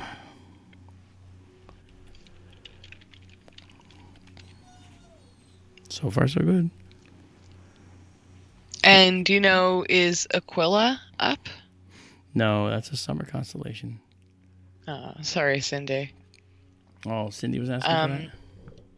Pardon? Cindy Murphy was asking for that. Oh, I'm sorry, Cindy. She was. But what you can do is hit the subscribe and bell button right beside the subscribe button, and come back often. Come back in the summer. We'll definitely do that up for you. Yeah, and we will. Okay, so clearly we get some of this cluster showing, so let's check it out. Let's see if we can see it. Now, we don't need to go 32,000 on this. Let's go to 16,000 for 15 seconds and check it out. And if we have any of the dome interfering, then that'll tell me it's time to move the dome and start into a different region of the sky to check out tonight. They're also talking in chat about the meteor strike over Cuba last week. Yes. Do you have any thoughts or comments on that? Yeah, I mean, there's they recovered fragments of it, and I saw the fragments. It looks like it was probably one of these carbonaceous chondrites, which is a kind of a rocky type meteorite, not really an iron meteorite. In fact, let me leave the camera for 1 second. I'll be right back because I have something to show you all.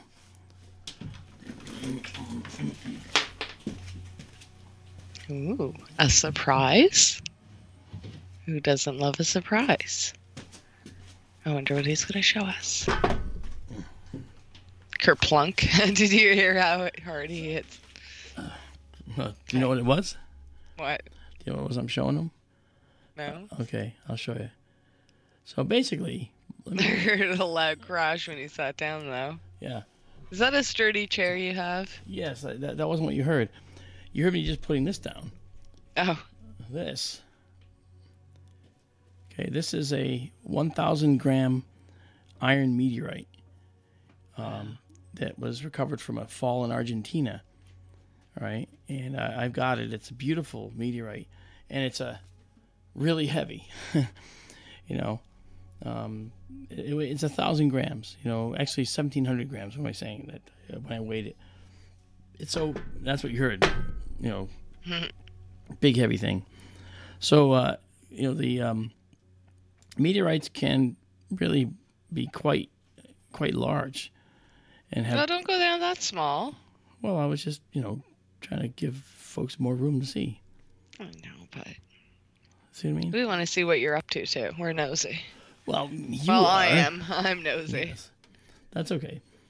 But at least you get to see, this is what the meteor actually looks like. It's got a little notch in it, and it's really beautiful. It's also hard to hold out at arm's length like this. It's pretty heavy.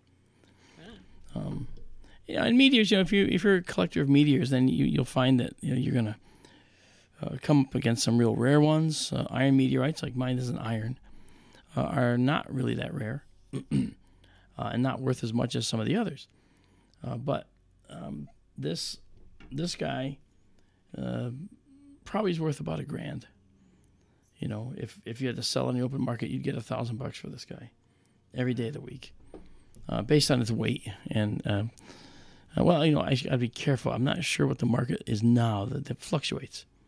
So what do we know about it other than it fell near Argentina? Well, it fell in Argentina, and it was recovered as part of a part of the Argentinian fall, and it was actually quite a beautiful little meteorite. But was it like during a specific meteor shower? Was it an unexpected one? Do we know whereabout it came from? That data I may have actually. But I'm not sure. I can't tell you, frankly. Yeah. Wish I knew. But I can get the data. It's not like it's, unknowable data. Mm-hmm. Yeah.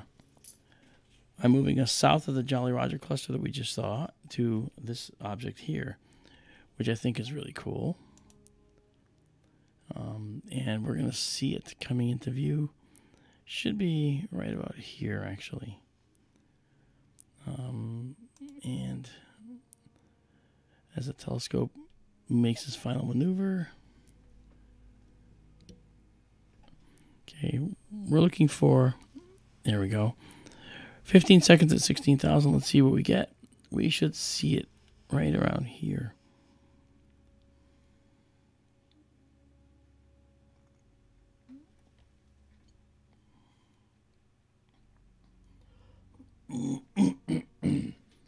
Jen, a sand that sticks to your magnet, you can actually have meteoritic dust, which is pretty cool. In fact, if you lay a sheet out in your yard, just an ordinary white sheet, and then in the morning you go over that sheet with a magnet, the particles that stick to that magnet may very well be meteoritic dust, from space. And that's only going to detect the iron particles. It's not going to detect like the stony meteorites. All right, but the iron particles.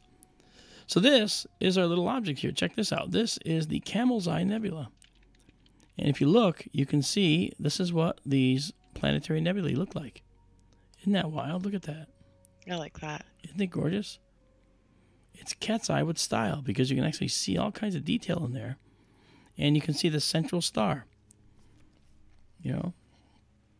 That's not the cat's eye, is it? No. This is the camel's eye. Oh, camel's eye. Oh, I was going to say, it doesn't look nearly as bright. No. You're right. You're absolutely right. So, this is a beautiful nebula. If you look, like I said, look closely. All right? And you can see, you see there's little details in here. See those? Mm-hmm. Very cool. And the camel's eye is one of those things that's really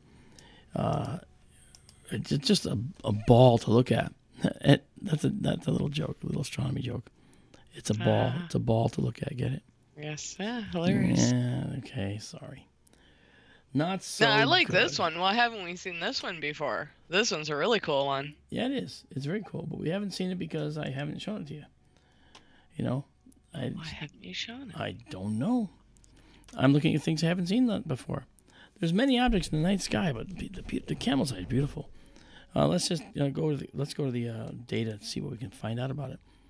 Okay, the Planetary Nebula, it's about 3,800 light years away. What's the? Let's actually look back at the picture for a minute. I'm going to go back to here and bring up this guy. Bring this up. All right, and let's give us a little processing. Look at that. Now, this shell has expanded out into space from the star that died. The star that's died is that thing in the center. Now, why do you see the star that's died? So should you not see the star that died? Actually, you should, because what's left over after stars like the sun, die, and our sun's going to be kind of like this, are these very, very hot, high ultraviolet content white dwarfs in the center. And so these white dwarfs are very hot, and they're spewing this very big, copious amounts of ultraviolet radiation. And all the stuff that was in the envelope of the star that used to be in the star is now pushed away. Actually, it was sloughed off the outer layers of the star. And then the hot ultraviolet ionized the atoms in this gas envelope, which used to be the star itself. And that ionization caused this glow, this greenish blue glow. And those that are familiar with planetary nebulae know that this greenish blue glow is from oxygen. Oxygen atoms will glow like this. All right? And so that's what we're seeing here. And we can actually kind of increase the color a little bit here. Okay, so you can actually get a better idea. You can get an idea. That's kind of more what the color is. Really, it is really pretty. It's different from robin's egg blue. Let's go back and just take another photo. Let me just bring it up a little farther because I want to get it centered better. We'll bring it up. And you'll notice in the regular view here, we don't even see it. If I go into like a capture of some 4K video and increase the sensitivity from 16,000 up, okay, you'll notice that it seems to come in. You see it starts to show a little bit there. And then that's about it. You won't see too much of it. All right, so drop down. So you guys having fun tonight? Yay! You don't count. You always have fun. That's not, You're always having fun anyway. It doesn't matter. Yeah, so let's do this. Okay. All right, so let's do this again and do it and see our result. Oh, sorry, Dingo. My Dingo was in here.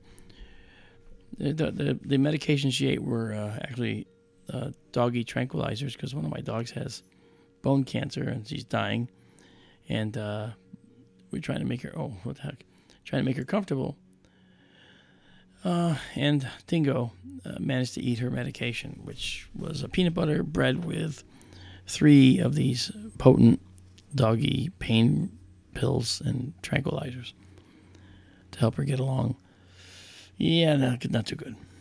So Dingo's kind of got this look on her face like glassy eyes, and now I know what it looks like to see a dog that's high. This dog is freaking spaced out right now. This is beautiful. You can see the white dwarf in there, and you can actually see some of the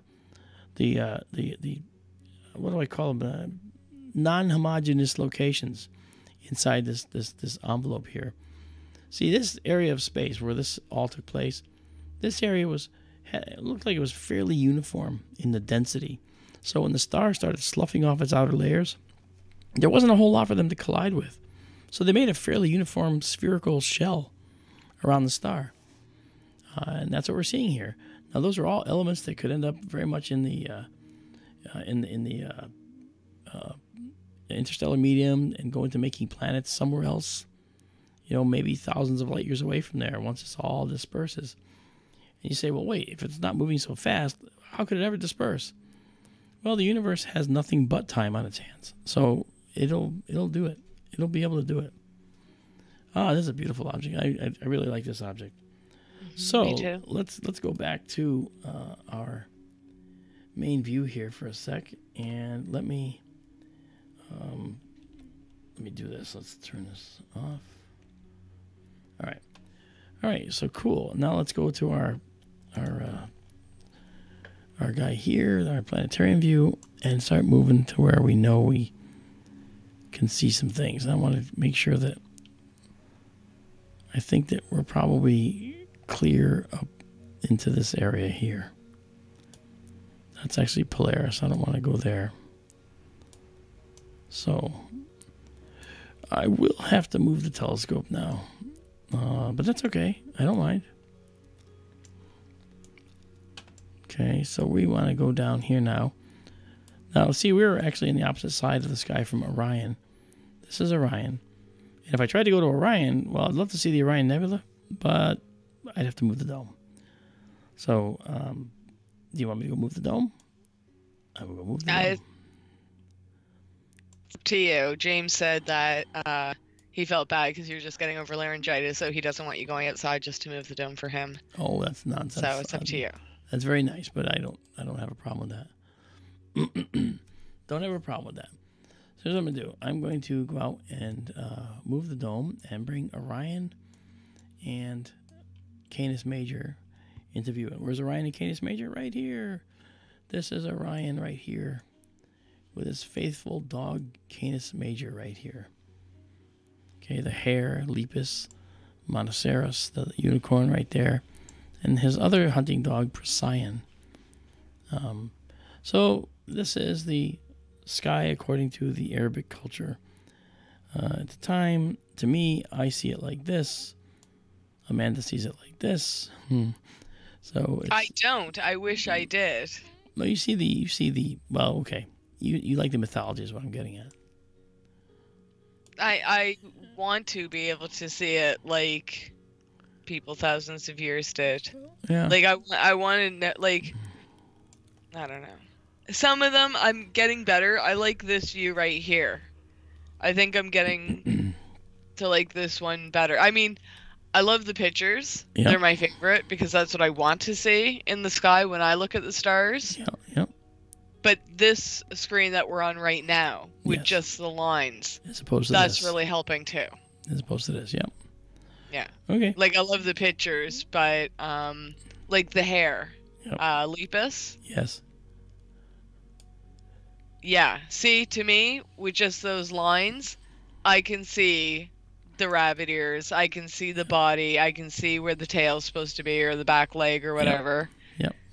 I mean, it's very obscure, but I can see that.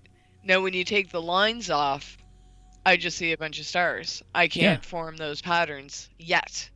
But that's what I'm working on. That's what I want to be able to do. Yep. I can see Orion's belt now and his sword. Yep. All right, let me go move the dome, and we'll explore this side of the universe, and actually we'll be able to see something that was asked for before, because this is where the skull and crossbones is located, around this area here.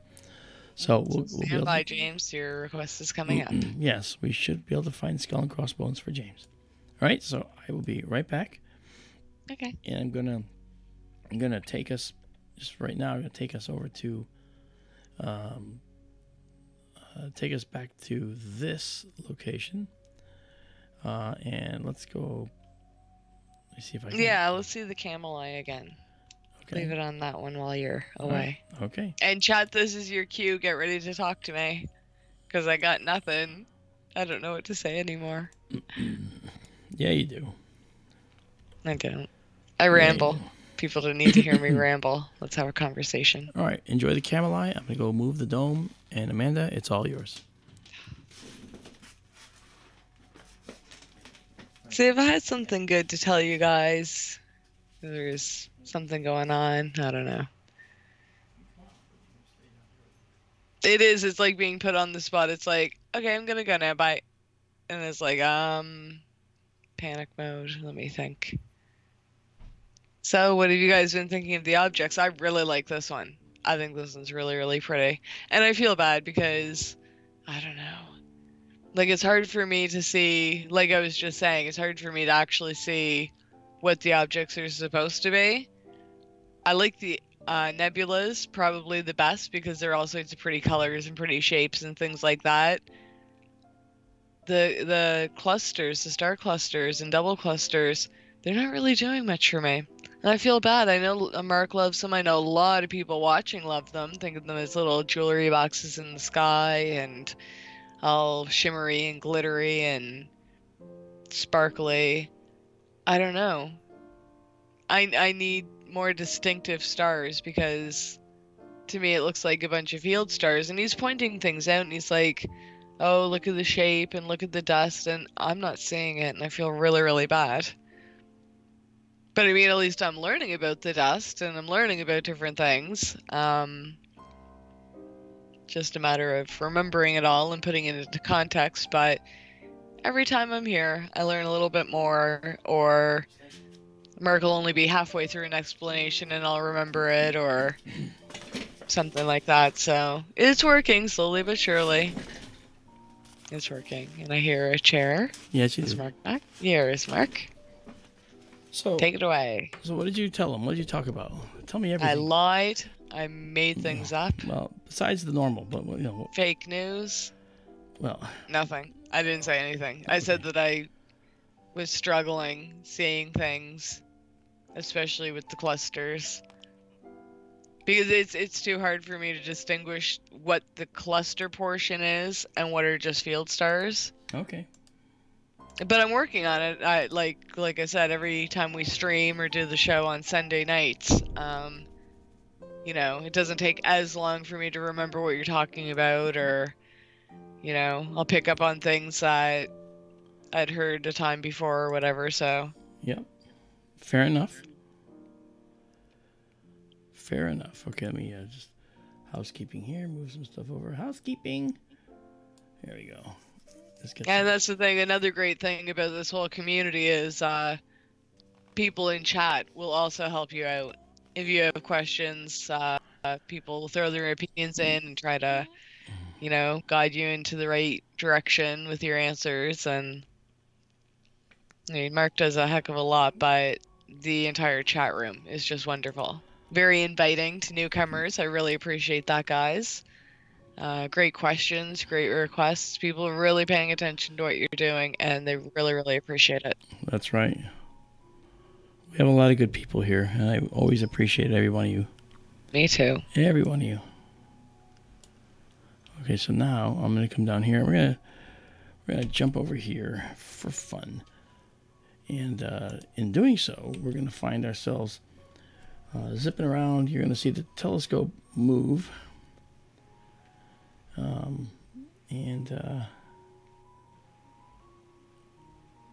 Okay, I don't like what that's doing.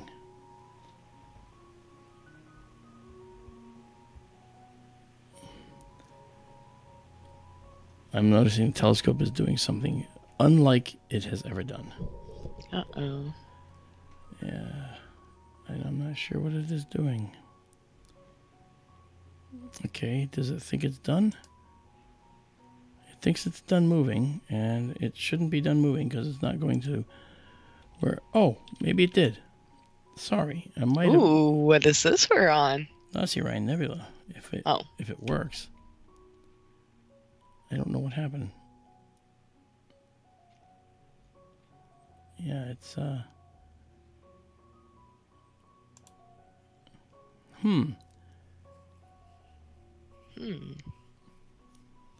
Yeah, let me I'm just going to let's see. 1 and 6. And this will give me some motion. Let's move faster. I want to be able to see the telescope do its thing.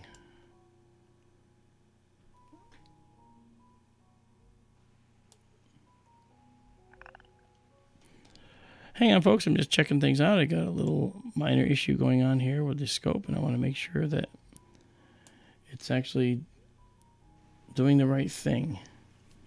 It does not appear to be doing the right thing, and I may have to intervene out in the observatory.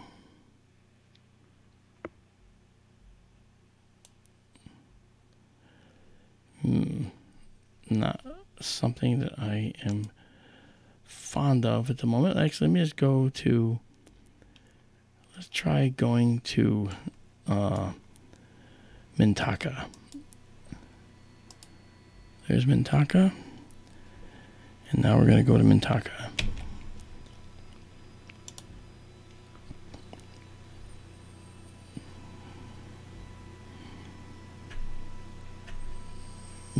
Yeah, we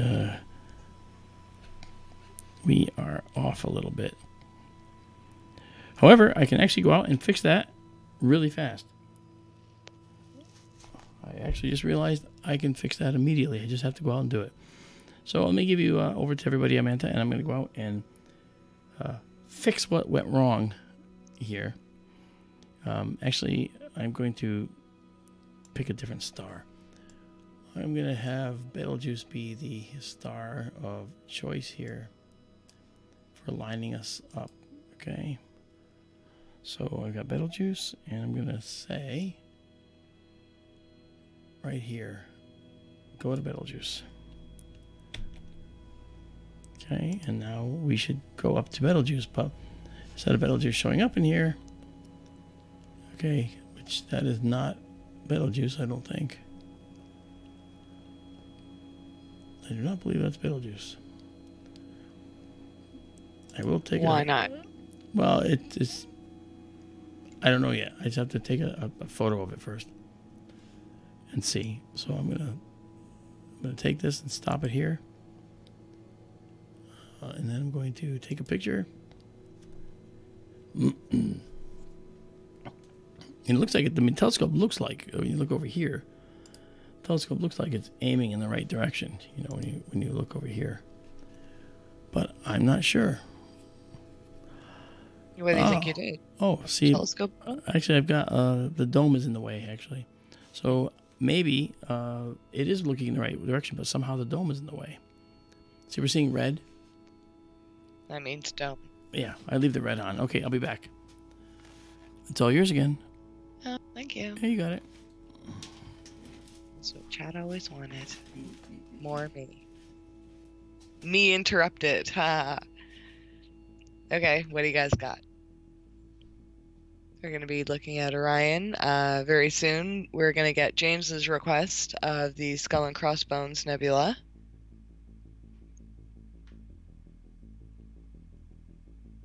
There's a red light out on the dome, so when it gets too close to the edge, you see that kind of red.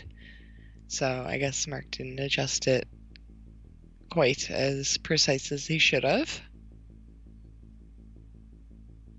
Sagittarius A, I will ask him. It's from our friend John.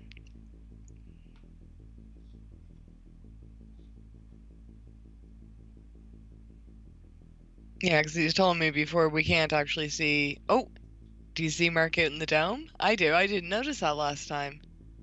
That is a pretty big dome. It looks so small, and don't hold me to this. I think Mark is 5'8", I want to say. I can't remember exactly how big the dome is, but look, he looks like he has some headroom up there, eh? And he's looking at the sky. What does he call what he's doing? Acclimatizing it? Look, do you guys see where I'm looking in the bottom right-hand corner on one of the dome cam 2? You can actually see the telescope in the middle, and he's actually physically rotating the top of the dome where the opening is, so the telescope can look out in a certain direction. And that's the problem. You can move the telescope, but he can't move the top of the dome. He has to do it manually. So those pieces he was showing us in the box way earlier in the stream, that's a little device that's going to make it automatically turn for him. I'm not exactly sure the details of how he's going to do that because I'm not that techie, but it's going to be awesome. You'll be able to move it from inside. So let's see. I was watching the screen, so let me go back to chat here. Sagittarius A. Sagittarius is not in the evening sky. Okay, sorry about that.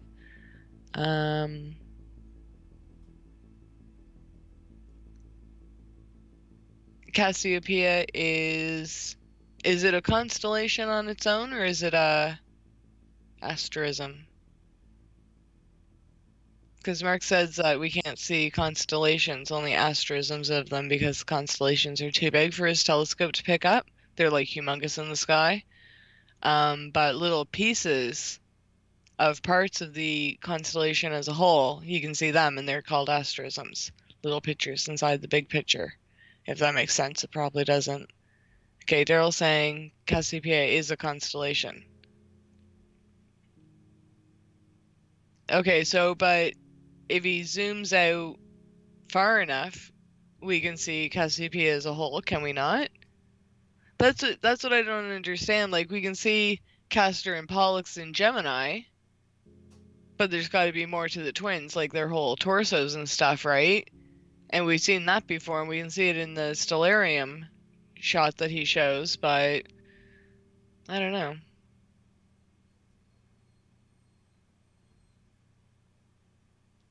What was your most dark sky experience? I don't know, can't really say that I've had one. This is probably the most experience with astronomy that I've really had in my life. I don't know. I don't know how to answer that, Katie. I'm sorry.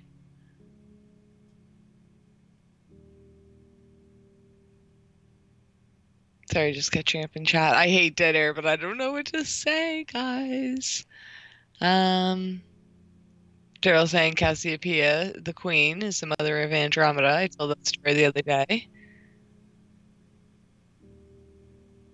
Yeah, we did see Cassiopeia earlier. It was the W. It's her sitting on her throne. The picture that Mark showed in Stellarium, it looked like she was holding a mirror because of her vanity, but I don't know if there's actually a star, like stars that represent her arm in the mirror or not. So I thought it was kind of just more her body and the throne itself.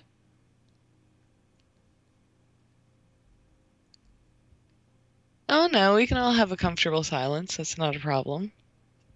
I'm not sure what he left us on.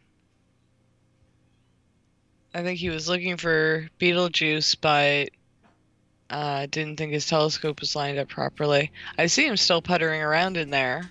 He's off screen now. He might be coming back. Oh, he's back. Sorry about that.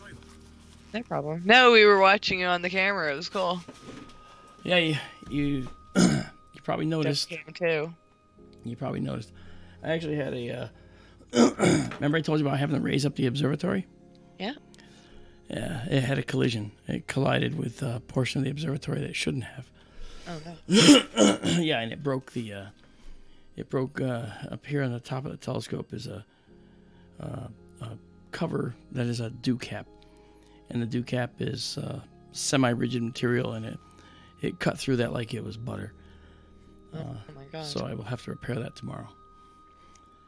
But, you know, typical. Typical. So thank you guys for putting up with that.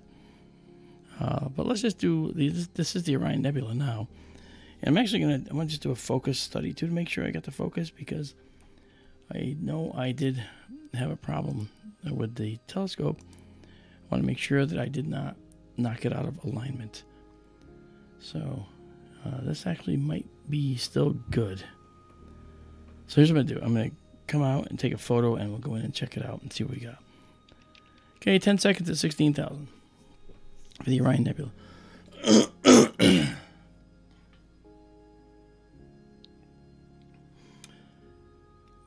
You're right, Kathy. Cassiopeia is not very large. However, it has a wealth of objects in it. You know, veritable wealth of objects. It really is beautiful. Okay, so here is the view, and with some processing, it looks like that. That's that pretty. That's cool. That's beautiful.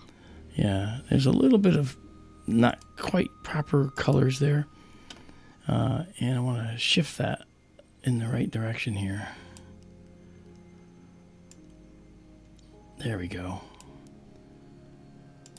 That's a little closer. Yeah, this is the beautiful Orion Nebula as we know it. And we've talked about this. This is dark dust out here that is coming over the front of the nebula here. And you can actually see how it actually blocks the bright light from behind. When you look at it up close, you actually see this type of effect. You see it's almost a 3D effect. The way it looks, you know, it's so big and bright and beautiful. You can see the 3D effect of these clouds. Just amazing. It's a area of a lot of dark gas and dust, rather, and the gas is actually illuminated by the ionization process we talked about that makes the hydrogen alpha glow, and the dust is illuminated by the bright blue stars. And at a certain distance beyond the stars, the ultraviolet radiation doesn't ionize any gas anymore. And the gas is forever, you know, it can be forever transparent. You won't see it. But that ionization and recombination process that causes the red glow is something that will really, really look beautiful. And we see that a lot, you know. Now, this is, of course, the Orion Nebula. And just above the Orion Nebula... Oh, wait. Yes? Katie wants to know how many light years away this is before we move. About 1,600 light years away. 1,600. Yes. There you go. Thank you. Okay, go on. Yeah. Thank you, Katie, for asking that question. Well, the astroscan... do you see the Orion Nebula like this, Katie, in your astroscan? Is that a 4-inch telescope? Is it a 4-inch? And so I'm asking... if that's it, you let me know, Katie, because I want to know, you know, if you see it like this, or do you see it a little bit more detailed? Do you see it more like, say, like this maybe, or you know, some version of this? You know, do you see the outside areas kind of like this maybe with the Edmund Astros? It's the Edmund Astroscan, I assume. But I'm just curious because I'd love to know what you actually see in that. No problem, Cindy. I'm glad that you enjoy our chat and our SkyTour LiveStream. We're doing She this. said her view was faint. Okay. Well, you know, it could. It's cool that you can see it. That's awesome. Yeah, I mean, the Orion Nebula is something you can see with your eye, but if you're in a city or something like that, you might not see it at all. Mm-hmm. You know, which is sad. You know, I'm going to come down just a bit, actually quite a lot. I'm going to come down to a much lower ISO, and ISO, of course, is sensitivity. That's good, 2,000, and I'm going to go up to 15 seconds. Now watch what we get. I want to show you. This will be less noise in the Orion Nebula. And yes, Katie, it took 1,600 years for the light from those stars to get here. And in areas where there's rapid stellar evolution, then, yeah, this is beautiful. Watch. Look at that. Ooh, yeah. Isn't that something? In areas where there's rapid stellar revolution, we actually see that there could be some areas that are areas of the sky where we wouldn't see, we would not see the same thing if we were to go there very quickly. You know, we wouldn't see it. The camera's actually doing a interesting thing here. This is beautiful right here. This is the photo I was trying to achieve right there. Isn't that pretty? Gorgeous. Yeah, see, this shows us more what I want to show you. First of all, our stars are pretty well focused. You can see these little tiny points. That's good. Stars are ever only point lights. Okay, and if they're bigger, it just means they're brighter points. But you see these beautiful knots in here. This is a very complex area. You know, and we've found many stars that are forming inside the Orion Nebula. It's just gorgeous. I'm gonna figure out what happened, what's going on with this particular, because this image here doesn't belong there. This image does, but this one, that's an oddball. So I have to figure out, the camera's in a different mode, I think. And I've got to turn, it's doing like a bracketing or something. I got to stop that. So if we come back in here, not there, but here, and we go in, let's see, don't want that. Raw JPEG, fine, yes, auto white balance, well, it doesn't matter. We don't care. And just one second, folks, I'm just figuring out a couple of things. Okay, we don't have to worry about that. What about this? Interval, yeah, we don't want to do that. We don't want to do intervals, but you can, that's kind of cool. Auto exposure lock we don't care about. This guy, these are not knowable right now. Zero auto. 16.9. Drive mode is just single shot. So I shouldn't have any bracketing going on. So just trying to figure out why we're getting multiple shots of the same thing. They're not needed. But I can figure that out offline without dragging you along for the boring ride. So here's what we did. I actually went outside and I realigned the telescope.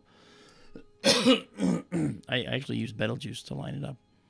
And once I had Betelgeuse in there, I synchronized everything to be with Betelgeuse. And then we went from there.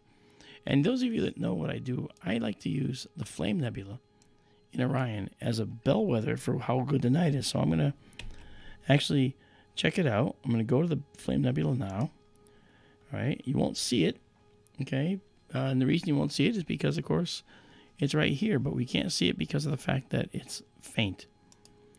All right, but we're going to check it out because if we can find it and if we can actually take a photograph of it, I'll do 15 seconds at, this has to be up much higher, say 16,000. All right, 15 seconds at 16,000. Now I can see what we've got for a night sky quality tonight. The flame is one that I use. I'll be right back. And you may go. I guess that means I'm going to have to start talking now. You're right, Jen. It is very beautiful. Very beautiful indeed. Okay, there is the flame. And based on the night, what I do is I look at the flame and I figure out the quality of these dark convolutions. If I can see those very nicely, okay, then I know that it's going to be it's a reasonable night. And I can see that it's not a bad night, but I would say on the scale of 1 to 5, it's probably a 2.5. I don't know how many of you were with me on the SkyTour LiveStream when we actually looked at the nebulae. There was one night that was so utterly clear. It was almost as if there was no atmosphere. And the pictures that we took in the SkyTour LiveStream were probably, well, certainly, by far, the very best we've ever taken, ever. And I was looking at each picture, and every time I look at the pictures, I would go, wow. Well, I just never lose that awe. And I know that we can take a picture that doesn't look so good and turn it into a picture that looks fantastic. All we have to do is just take a little extra time to process these photos in a way that makes them look, you know, far better. And we can do that. We can do that. We do it a lot. So let's go back here. And what I want to do now is let's see here. Maybe get out of this. Go here. Where did my group go here? I do not know where my group. Oh no, wait, it really just like seriously? Just a minute. That's weird. That's that guy. Okay, we're okay with him. Sorry, I'm just looking at things here, wondering what's going on. It's amazing what happens sometimes here. Okay, that's weird.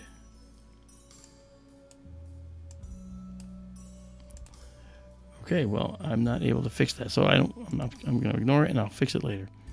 All right, so we know that works. So now what I want to do is I want to get us to this other location where we were looking before.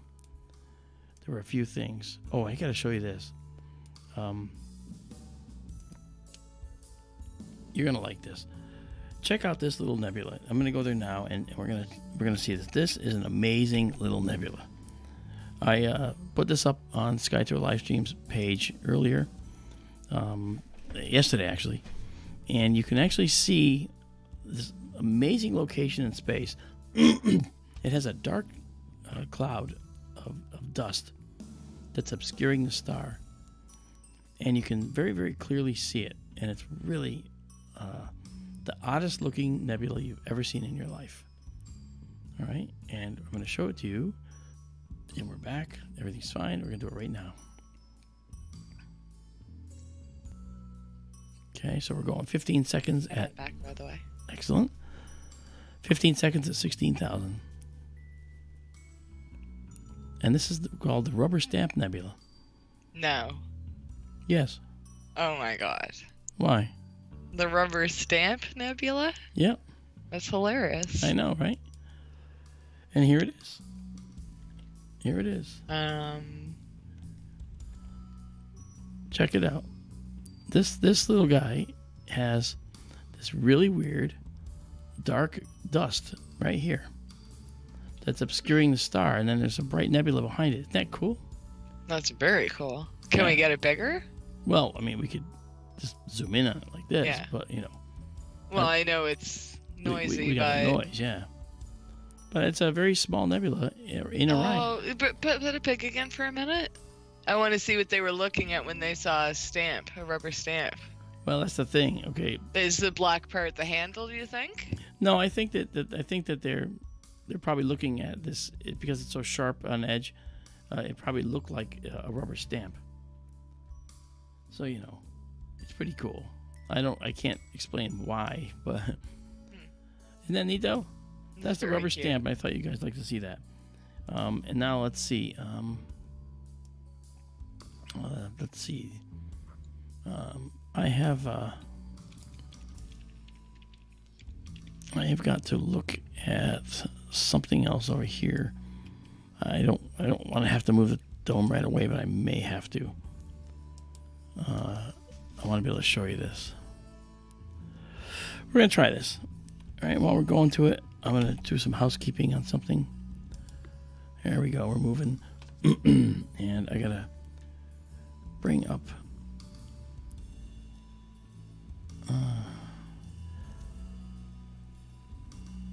Too bad we don't have a Rubber Soul Nebula. A Rubber Soul Nebula. Mm-hmm. I don't know what we would do with a Rubber Soul Nebula. Rubber Soul is Beatles' album. Oh, okay. Got it. Okay, so here... What? You liked it until I said Beatles? No, I was fine. Yes, Janet Kraft. Rubber stamp, that's what they call it. Actually, there's a lot of designations for these different nebulae, okay? Rubber stamp is the colloquial name that people named them, and they stick. Some of these stuck. You know, like It's still better than the numbers. yeah, like I'll still take a name like that over a number. Yeah, that's true. That's very true. This one here, we're not quite able to see the reflection nebula. It's right here. You can kind of see it. Let me bring us a little bit more into this and get a little more processing. See if we can check it out. Okay, it's right here. It's very faint. I don't know if you can see it.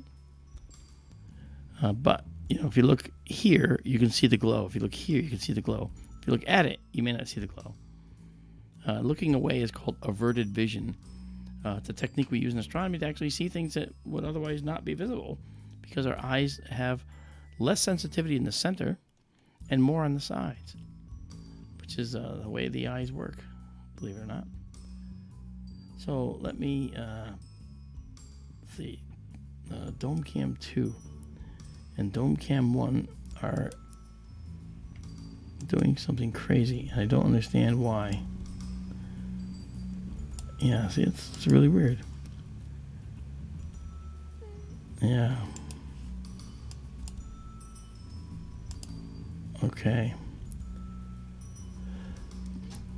What did you do while I was away? I don't know what happened. It just sort of... It sort of broke. Uh-oh. Yeah, it does that. I don't understand it. OBS does some weird stuff sometimes. Anyway. Do you have those cameras on mute or anything? No, they're not. You can see here they're visible, and I will just have to bring them back.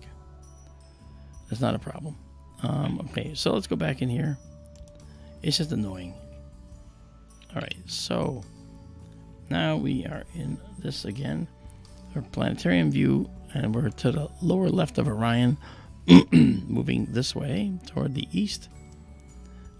And we are over here. If we look over here, we've got several objects. This is also a reflection nebula. There's a lot of reflection nebulae out here, and there's two of them right here. So let's just try and find these and see if we can see them. All right, so here we go. And we go in there and go there. Janet has a good question. Okay. Has anyone discovered a new star cluster or nebula lately? Actually, there's some amateurs that actually were doing some studies and research, and they found some nebulae that had yet to be classified. And, you know, they're probably in communication with the organization that manages all that, you know. And, you know, one of those organizations, for instance, is the International Astronomical Union. And it's possible that they will be able to get to name this nebula because they found it, so to speak. And that was in the last year or so. So that's kind of cool. But they were dedicated to doing this. And they were looking for stuff that had yet to be found. And so they were very prolific in this. Oh, hey, look at that. Now that's really cool. Very cool. I was looking for these reflection nebulae, and we got some of them, but we also ended up with, let me just show it to you correctly. Look at that. We also got satellites. Wow. Yeah. Now, these are three separate... Are those... I was just about to ask, are they three separate, or are they one? No, because we couldn't have caught it that fast. Could we have? Well, we remember, let's go back to our timing here, okay? We shot a 15-second photo, okay? And in 15 seconds, we caught this right here, okay? Ted, no way. Oh, thank you, Ted. Oh, Ted. It's very generous of you. Thank you, my friend. That's very, very nice of you. Thank you so much. But yeah, now we're seeing this satellite trio here. And I'm thinking that we got this trio because of the fact that if this was just a tumbler, then it would have to be moving pretty fast, and we would have seen another flash in here as it tumbled, but we didn't. So we're seeing two trails from two satellites over here, and another trail from over here. So that's 3 separate satellites leaving trails. Wow. Isn't that cool? Now you might say, well, why would we even see that? That's pretty cool. Why would we see that? Well, let's go back to our little planetarium program, and I'll show you why. The reason we would see them is because if we pull away, we'll see that we're actually close to the celestial equator. All right? The celestial equator is right here. So being that the celestial equator is right in this region, okay, it's called the ecliptic, and it pretty much goes right through Orion's belt. Okay? Because of that, then we know that satellites that are geosynchronous, or way out in 22,000 plus miles away, they have to be at a certain distance to move with the Earth at the same speed that the Earth is rotating. And these are actually probably 3 geosynchronous satellites. And Daryl, I don't think they're tumbling satellites, because in 15 seconds that would have had to move very fast. We can confirm it though. We can confirm it because we were right here. So if we just go over a little bit more, okay, like this, and do it again, we might be able to catch it. Might be able to catch these tumbling. If they're tumblers. I think they're actually 3 separate satellites. Let's try it again. We're going to let it come in. Because aren't the tumblers kind of more faint and kind of more dashy? They like those seem like more solid, longer streaks. Yes, that's correct. They look like they were the same brightness throughout, and that's another clue. That's another clue as to the nature. If they were streaky and change brightness, where they kind of fade in and fade out, then you would think they're tumblers, because that's how tumblers work. But these are actually fairly constant, so it shows that they're actually coming in all at the same time. No change to their what's called their aspect ratio, the way it's rotating toward the camera. So we're doing it again right now, and we're going to see if we can catch them again.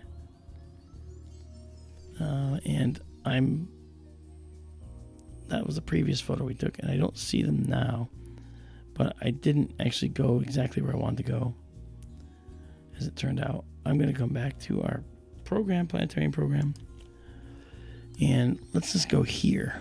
This is where I want to go and try this again. All right, so we're going to go there.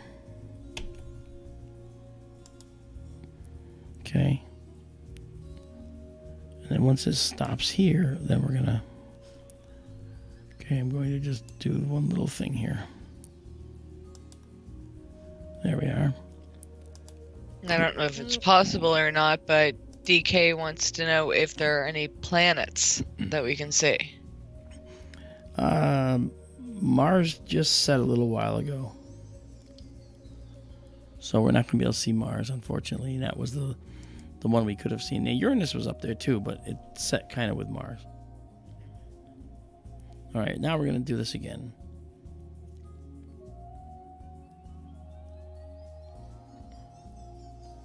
Yeah, we see Uranus too, but, Neptune is way farther west of it, actually. Oh, we just missed it down here in the lower left. Let me show you. Okay.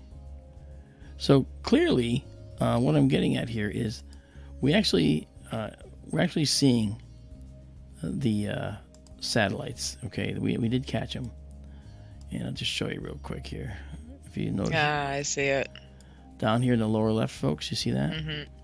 Okay, so we just caught. So that is definitely not a tumbler. These are 3 separate satellites. So that's probably one, and then there'll be another one over here, and another one further to the left, lower left. And what we were looking at, remember, was this nebulous location. This was actually the nebula that we were looking for in the beginning. There was 2 areas of nebulous clouds that we were looking for. So it's kind of cool. So satellites are ever present. They're always omnipresent, and sometimes are real pains in the butt. Sometimes you don't want them because you want to get your stuff. You want to see your shots. Let's just go here. I always find it a little bit exciting when we catch one, though. Oh, I love it. No, I do. I do. Yes, sir. Ma'am. What's that? Ma'am? Or yes, ma'am. Well, I'm not a sir.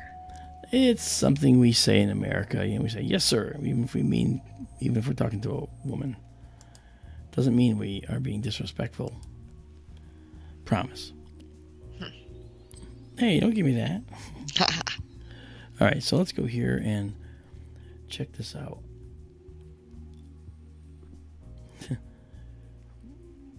Marco shows up and goes, "Eee!" That's cute. He's excited to be here. Either that or his keys got stuck. Okay, cool. Yeah, so that's really neat. That was kind of fun to do that. Now, right down here is another planetary nebula. And I think we should try to look for that one too. Okay. Yeah, I mean, why not? These planetaries are really very exciting because they actually show us things that we don't expect to see. I like nebulas. Yeah. And every planetary has a different look to it. Yeah, every planetary looks a little different. Okay, so let's see. Our telescope is not quite back yet. Okay, it's now going to be back. All right, and now we'll take a picture. 15 seconds, 16,000 ISO. Here we go. The countdown has begun. The picture is being taken. And then we will be able to see what it looks like.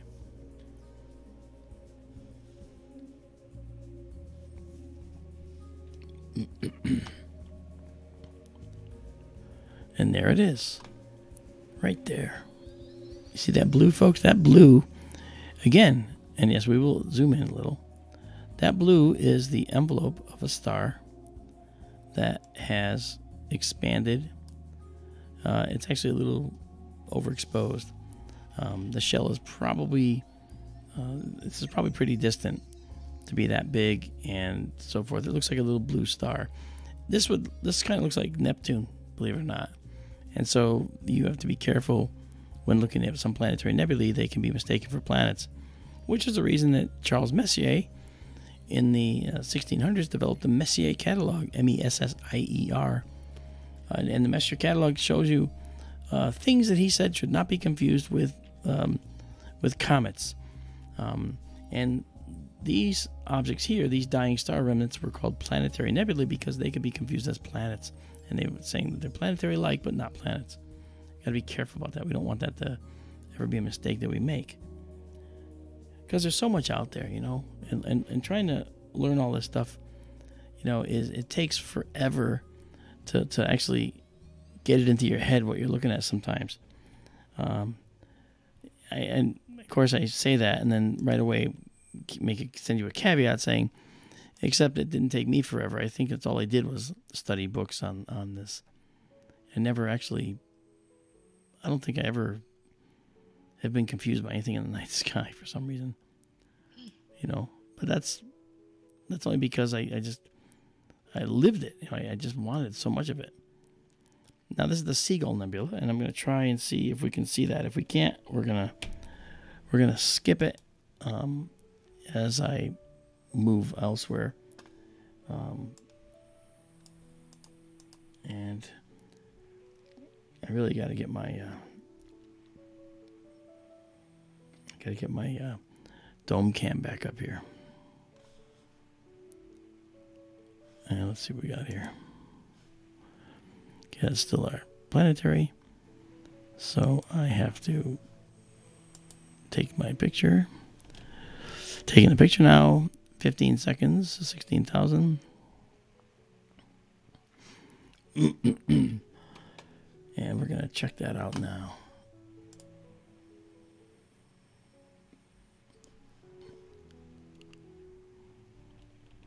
Oh, we got a little dome issue. Remember I told you the dome is interfering a little bit. Yep. So I will have to move the dome a little.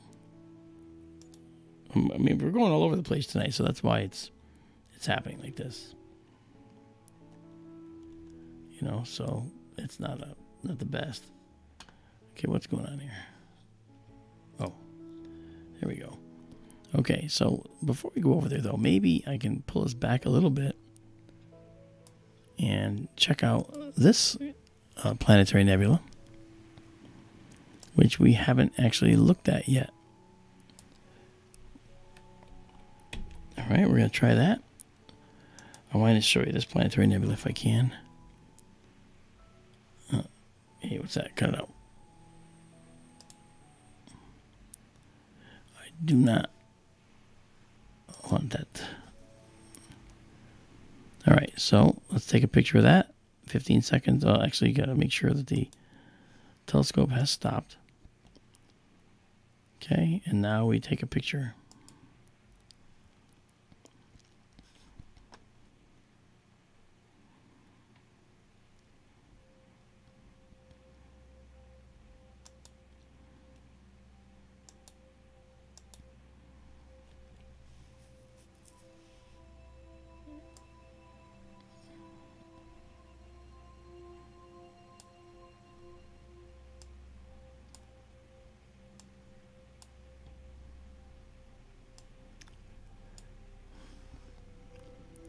Okay, that's the satellite. Yeah, that's right, you do. Another satellite right here. Fascinating. Let's see now. We were trying to look at this planetary, and we ended up seeing this satellite. And where is the planetary? It's right here. See it right below it? Mm-hmm. Okay. Very cool. And so now, if we were to... Now, what's interesting is this. The satellite here, this is fading in. This might be a slow tumbler. But how do we tell? I know how to tell. Let's take another picture. It's moving pretty fast, though, so we might have already gone out of field here. But let's try it. So we're taking a picture again. Can't you just move the telescope a bit to the right? Yes, we can. Which I'll do right after this. That's what I would have done. I'm going to do it. Yeah, I'm going to do it. I did that before, and we managed to capture it. Let's just see if we can catch it at the edge. And we can see that it's actually... I see it. It's over there.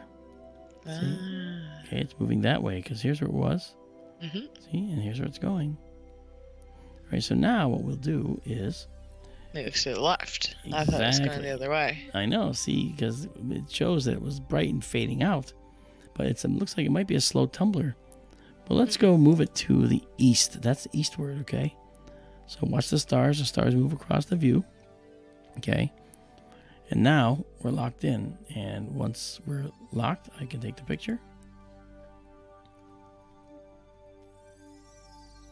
And again, we shall try this again. I hope you guys find this interesting too. I love it. I love tracking satellites. Well, we're going to actually add some satellite tracking to this capability eventually. So we'll actually be able to follow them across the sky. Oh, look at that. It's moving pretty fast, guys. Very fast. It went really fast. That's quite interesting. All right, well, we're going to let that one go. Because it's, well, we can't follow it all the way across the sky. We'll quickly run into the dome. Yeah. That's a good point. Yeah. I was about to say why not, but yeah, dome. Yeah. I don't want to be a domey. All right, but here's a cool, this is called the double wedge cluster. Let's check that out. Go up and see the double wedge. Okay, and explore the double wedge cluster.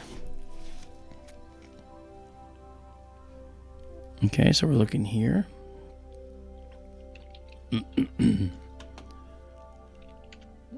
And I'll make sure that our telescope it's settling down. See, well, the way it does is it gets to the object, then it moves in a little bit of a pattern. Okay, and once it decides it's moved into pattern and in a proper location, then it turns off the drive and it knows, it stops moving and it tells it, okay, we're there, which is what it did now. So 15 seconds at 16,000 once again. And then it'll be there again.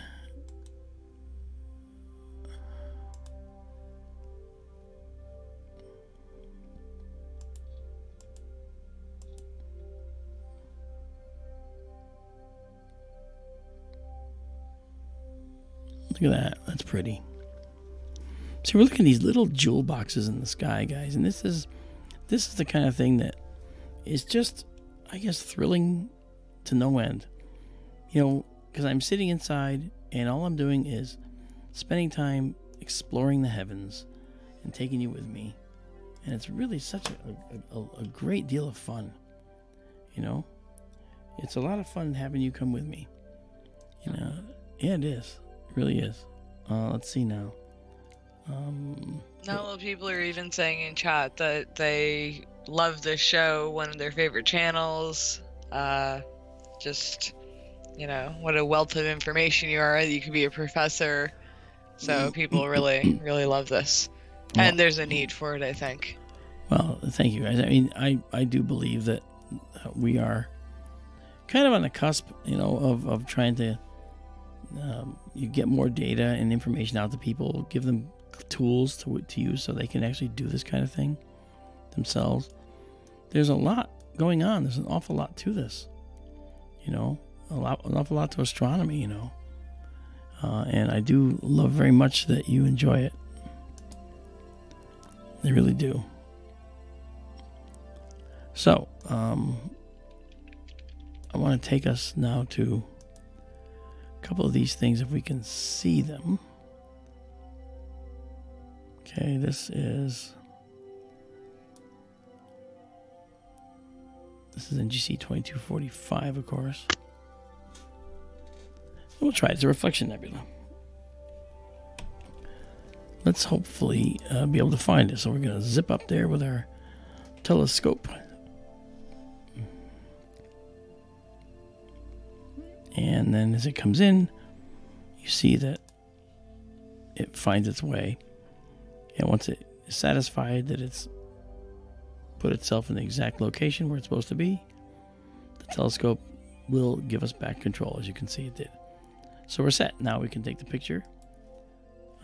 And I'm just doing this conveniently at 15 seconds at 16,000. Now, how does the telescope know how to center it? Is it going on satellites as well? Yes, it is. The telescope is attached to between 7 and 10 different satellites. Wow. Yeah. And there we go. Is there any interference when a satellite goes by? No. It wants the satellites to go by. Here's a little reflection nebula. See that? Very cool. Little thing sitting out in the middle of nowhere. Never would have known anything about it, except here it is. Isn't that pretty? And you know, these things are cataloged and sitting out in space, and we, you know, with our telescopes, we could just totally miss it. But here it is. It's right there. You know, and that's called NGC 2245. And it's a reflection nebula. And it's in the constellation of Monoceros. Okay. Now, what kind of things like this do we have, like, in our own solar system? We don't have this in our solar system. The closest analogy to a visible nebula, so to speak, is just the dust in the plane of our solar system that's illuminated by the sun. It's very faint. And we can't really even see it too well from the Earth because of our own atmosphere blocking it. So if there were beings out there exploring our solar system, yes, there wouldn't really be much to look at, except, well, to them, exoplanets. Would we be exoplanets to them? Because they don't know we've named our sun Sol. Yeah. They would be exploring our solar system, and to them, it's an exoplanet system, you know, for them. Wow, this one has 9 planets. Not 8. 9 planets. Because that one at the end there, that counts. Yeah. Okay, I think that we're here set, ready to go. Let's take a picture. No, you don't have any, like, clusters, any global clusters, or any... No, globular clusters. Stellar nurseries, or... Not within our solar system, of course. I mean, we're talking about... Why, it's just too small of a space? Yeah, I mean, a stellar nursery is going to be 30, 40 light years across, minimally. Light years. And, you know, that's... You know, what is a light year? A light year is basically the speed of light while the distance light travels in a year. You know, and at 186,000 miles per second, you can figure that out. It's like 26 trillion miles. And you know, these nebulae are gonna be like 30 of those. You know, so there's a lot. There's a lot of distance out there. You know, and we don't measure the distance in a solar system in light years. We measure it in light seconds, like the amount of light seconds it takes to go from, say, the sun to the Earth. Okay, it's 8 light minutes. All right. What about from the sun to Pluto? That's going to be light hours. Wow. That'll be a few light hours. Yeah, darn right. I think I've told you guys, I've talked to Clyde Tombaugh, who's the guy that actually found Pluto. He's long since passed away. But we sat on a grassy knoll up in Vermont and talked about Pluto one time. Very nice, very likable guy, you know. And he gave a phenomenal talk that afternoon. Then, of course, some years later, he passed away. And I'll never forget talking to Clyde. He was just an incredible man. You know, driven, you know, by the desire to know. He always reminded me of Stephen Hawking, actually. And not because of any crippling thing, but just because he had the same desire to know, and to find out, and to study, and to dive deeply into the universe. Really, really impressive guy. What did you say? Did you say something, Amanda? Pardon me? Did you say something? I did not. Oh. I thought you told me to say something. I said, say something. Oh, no. Uh-oh. No, I thought you said something. I heard it. No. I heard a cutoff. Something like, Bruh. I thought it was you. It was not. No, I don't even know what this is. What are they calling this? This thing here, IC 2167, is actually something. It's called interstellar matter. I have no idea what this is. Never seen it before, like I told you. So we will check it out, won't we? I think we should. All right, let's make sure that we're there. I'm going to go here. Okay, then we're going to go there. All right, so we're there. I just gotta let the telescope find it. It did, so we're gonna just say it's there, and now I'll take a picture. I mean, tonight I'm like all over the place. I like looking at stuff tonight. Just like looking. Can't get enough. Gotta look more. Gotta look at more. Come on, let's look at more. You know, it's like, want to make something? Let's make the universe. All right. Okay, an interesting little object here that has some nebulous cloud associated with it. I guess that's what they're calling the interstellar matter. Yeah. Oddball little thing. Another one down here, you can just barely see. Okay, and let's see if we can show that a little better. Yeah, now you can see it down here. Something there. Something there. Yeah, this is the thing. Near Orion, we have what's called the Orion Molecular Cloud Complex. And what's that? Well, that's an area around the constellation Orion where there is a tremendous amount of gas and dust. Okay, and Orion is right here. Here's Betelgeuse, Bellatrix, and here's the 3 stars and the belt and so forth. This entire area is full of dark material. That is to say, dust and gas. That's some of it's ionized, and we see it as a red emission nebula. Some of it's not, but it's invisible to our eye. So there's a lot of really interesting things around here. Okay, and at the same time, we also have things that just are seemingly out of place. You know, and this this is one of them right here. We're going to check it out right now. It's called the Intergalactic Wanderer. I'll tell you why it seems out of place once we get back.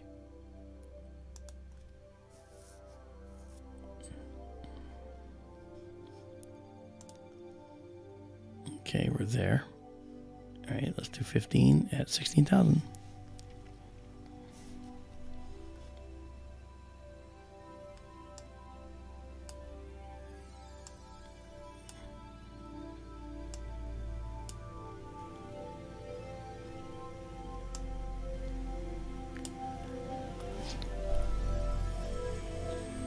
Yeah, and there it is. It's that little, it's a cluster. Beautiful little cluster right here.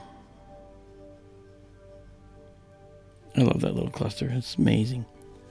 You know, there's a lot of interesting clusters in the sky, but you know, this one is really quite astonishing to me. I just love it. All right, so there it is. And let's take a look at its distance, because that's kind of interesting too. This is it's a fairly rich cluster, and it has you know, more than 100 stars in it, and it's quite a few thousand light years away. So it's not, you know, that's sort of why they call it the Intergalactic Wanderer, because it's so far away, and it has this really bright central collection of stars in it that we're just seeing. So they're really pretty. Let's see if I can get up to this. I want to see if I can get up there. There's a couple of places to go up here. This is IC 2162. Do you remember what IC stands for, Amanda? Remember we did this? We talked about different catalogs. We mentioned NGC, we mentioned IC, we mentioned Henry Draper HD. I don't know if you remember what we mentioned when we said IC. Do you remember what that was? I am not remembering it. Okay, it's Index Catalog. Sounds familiar now that I hear it, but no, I wouldn't have remembered. Index Catalog. Yeah, it's okay. So let's just check this one out. I know the new general catalog. Yeah, you do. We're going to go here and check it out, and let's see what we get. As long as we move carefully, I do not want to find ourselves whacking anything in there again. Yeah, telescope has moved its way in. Then after that, we're going to come up here and check out the Monkey Head Nebula. We've seen that before. We took pictures of that. Okay, so let's do this. And okay, now let's actually take a photo of that right there. And let's see if I can.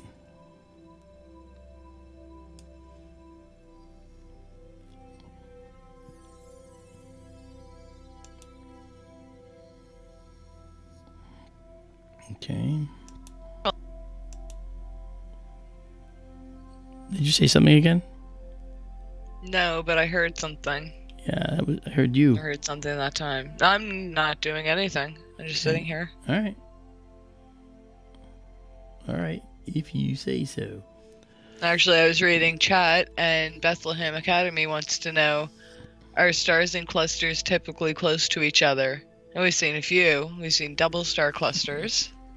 Well, yeah, actually, but you're right. The stars and clusters are typically closer to each other than the general stars we see here.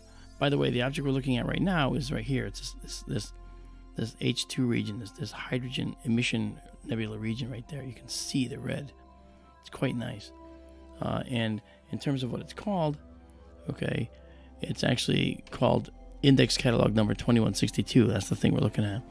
So we're actually seeing that there. And now, so coming back to it for a sec, looking at this, we can see the red nebula right here. And there's a little more to it than that. And there's some down here as well, but just that's the primary location, which you can see. And I think if I did this right, if I can do this right, we can maybe show it a little brighter. Yeah, see, we can see a little better there. It's got some interesting stuff going on in there. Okay.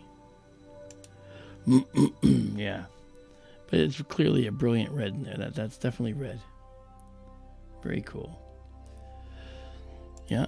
So yes, and the star clusters, since all the stars are born in proximity to each other in these clusters, they will start off very close to each other, but then migrate away, because we're looking at adding up the gravitational forces acting on each star from every other star in that cluster. And in a cluster that has 100 stars, one star is being affected by 99 other stars. So its motion is very complex. And that's kind of what we look at when we look at these things, is the motion. Now let's go up to the monkey head while we're here and check it out. So off we go into the monkey head yonder, and up we go to that. We've looked at pictures of the monkey head before, but I like taking pictures of it, and we shall do it again once the telescope has decided to come back to us.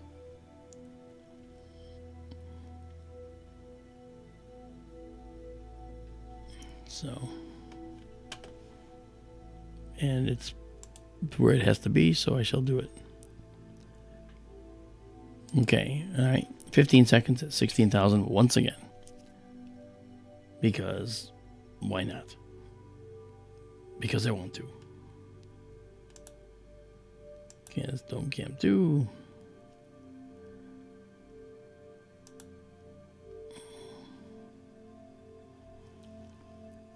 Oh yeah, look at it. You can see it. It's really, you can see it's fairly large. You see that guy? See that, guys? There's the monkey head. There's some up here. Yeah, it's a beautiful nebula. And let's bring in some processing here. And now you can see some more color. See it? Mm-hmm. Isn't that pretty? It is pretty.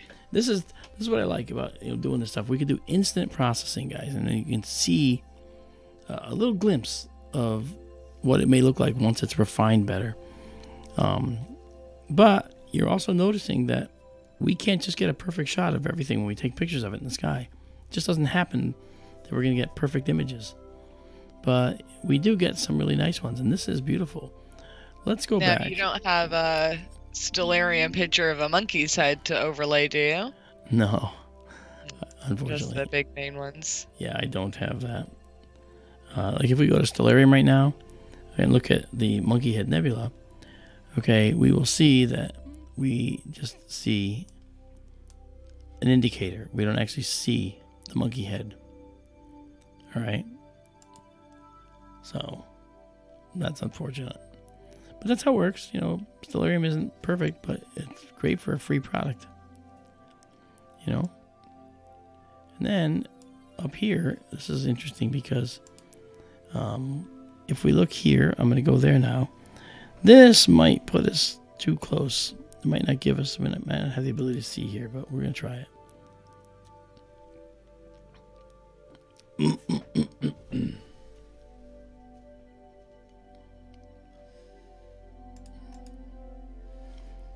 Okay, let me get the telescope controls up so we can see what's going on.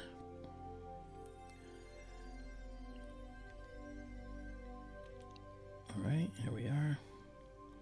Telescope's back. Let's take a photo and let's see what we get.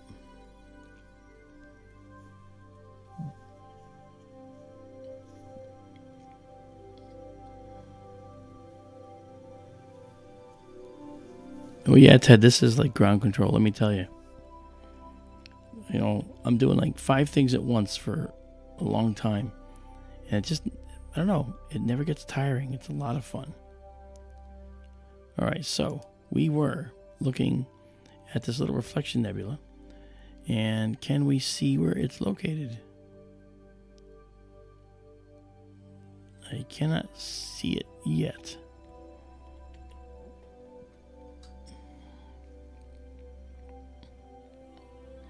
Again, these are things I've never looked for before. Most we've found. There's a couple we haven't found. This one I can't find. But then I don't know what. Then again, I don't know what size it is to know what to look for. It could be extensive throughout the whole field, or it could be a tiny thing around one star. So you're up against that. So anyway, I gave it my best shot for that. Now let's go over to our planetarium, and let's go up to something that you guys do know. Some of you know. I know you know. All right, and here we go. We're going to go there right now. As we zip through it, you'll notice that it comes into view. And you'll say, hey, what's that? What's this right here? What is that thing? You're going to see, because when I bring it up and take the photo, you're going to say, wow, that's pretty. And it is. The universe is beautiful. I just never get tired of it. I just never get tired of it. Don't know why. I get tired of the cold, and that's about it. I don't get tired of the sky. 15 seconds, 16,000. Here we go. Hey, Jello, what's going on?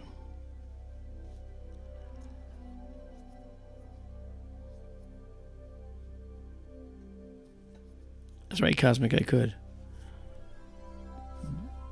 But you know what? I'm not gonna. Oh, look at that! I got this fancy little error, which is kind of cool, because this is a star cluster we're looking at here, right? And although it's a botched photo, it helps us because it helps us see the color of many of the stars. See, we got some orangey stars in here, and we got some blue and white stars in here. But let me go move it the way I wanted to in the beginning, and then let me make it, let me bring it back to front and center here. Okay, here we go. 15 seconds, 16,000. One more time. How are folks doing in the chat?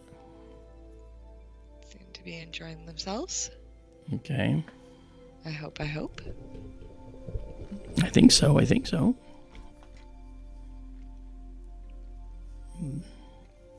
Hey, Jello.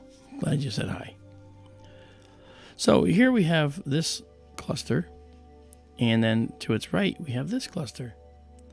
Is that cool or what? This is actually, we're looking at a cluster that is well known to us. Maybe not to all of you per se, maybe so. But this is M35 in Gemini.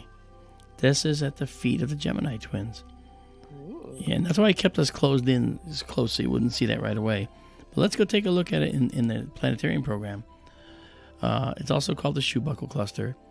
And we also have... I remember the shoe buckle. Yeah, and it's by the feet. And we that's why it's called the shoe buckle, remember? Mm-hmm. There they are. The Gemini twins. Okay. And, hi, Castor. Hi, Pollux. That's right. And we can see that Castor and Pollux are here. So when we look at the shoe buckle cluster, as it's called, you'll notice that we actually have another cluster near it. This little one here, NGC 2118. And that's this guy right here. We're actually seeing that. And that's actually kind of a neat little cluster. Right there. So this is closer to us than that one. All right. Let's see if they give us the distances to those. I'd like to help you out with that. Okay, so it's like we're looking at 815. No, not for this one. What's the distance to NGC 2158? That distance is. They're not giving it. They're giving us the redshift. We can calculate based on redshift. We can calculate the distance, but I'm not going to bring up and calculate now on here because you got to mess with the Hubble constant and so forth. And I wrote a program to do it, and I might be able to use that. I have to think about doing that, but we can do that at some point. But M35, okay, is another beautiful cluster. And that one is actually that one's actually 2,772 light years from us, right? And then this guy here, this other cluster down here, is a lot farther away, much farther away. But so cool, very nice. So yeah, so there is the Gemini twins, and we looked at monkey head. You saw the colors of the monkey head. If we zoom out now, we can come over here and check something else out, and we can just see if we can see it. I had a question about Messier before we go. Okay. Sorry, you're cutting in and out on me. Okay, he was looking for comets. Yes. Only comets. Yes. So when he found things like M1, M2, whatever, he'd label them. And what would he do? Just determine they weren't comets and hand them off to students or something? Or did he say, oh, this is a planetary nebula, and move on? Like, was he the one to figure out? Or did he just say, it's not a comet, I don't care, and move on? Or did he actually say, it's not a comet, it's a reflection nebula, it's a global cluster, it's a whatever? Well, you gotta remember, at the time, they didn't even know what galaxies were. They didn't know anything about them. They didn't know how far away they were. They didn't know what they consisted of. So they were just cataloging objects. So they couldn't make many decisions about what they were because they didn't have that ability. They could just rule it was a comet. Yeah, they could just rule out this is not a comet. You know, it appears in the same spot So what every year. happened after that? When new technology was developed, did they go back and try to make sense of them and only get like the planetary nebulas, and then new technology came in and then they got the emission nebulas? Or like how long did some of these objects sit around undetermined? Do you know what I mean? I do. That's actually a matter of the historical record that I don't know how to answer in a blanket statement. But some sat longer than others. Certainly there were mysterious things that had been... we got the dome in the way here. There were mysterious things that were... that sat on the side for quite a while. And then there were other things that were able to be figured out right away, like star clusters. Okay, clusters of stars. That made sense. But nebulae and galaxies, I mean, they called galaxies nebulae for the longest time because they were just sort of like these elliptical nebulae. And they didn't know that they were far outside of our own galaxy. They thought they were something within what we were calling the galaxy. You know? And isn't it galaxy comes from galaxis, which means milk, which is where Milky Way comes from. You know, the name. So it's pretty interesting. I'm going to go move the dome so we can see this object, okay? Okay. Then I'll tell you about it, all right? So take over. I'll be right back. That's your cue, chat.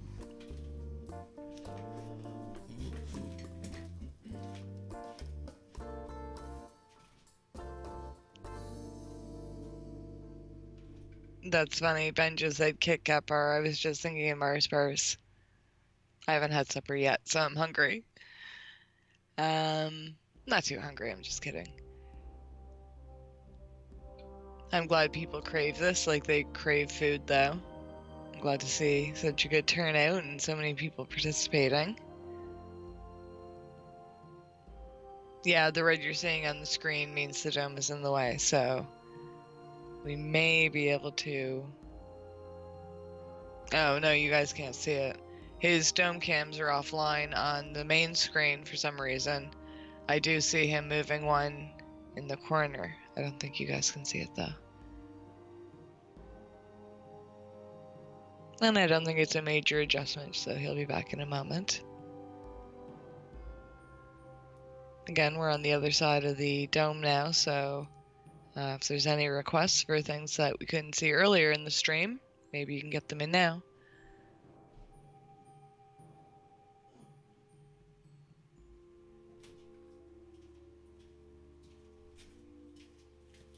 Are stars in of the sun too? I'm not sure what that question means, Flames. If you could maybe rephrase it.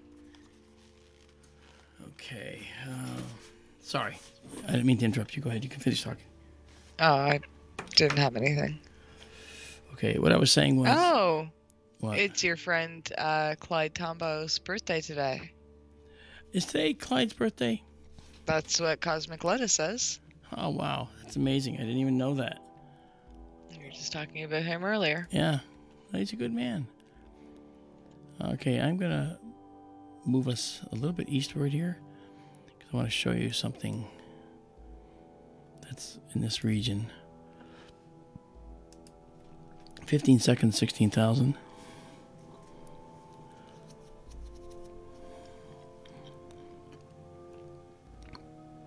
This is going to be the last object because we have clouds that are racing toward me. Ah, see, and I thought we were doing so well. You hadn't were. mentioned clouds all night. Yeah.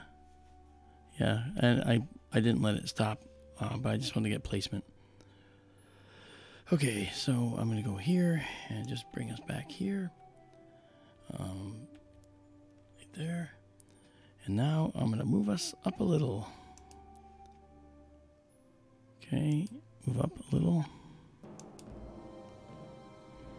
And a little west. Okay, now we'll try this.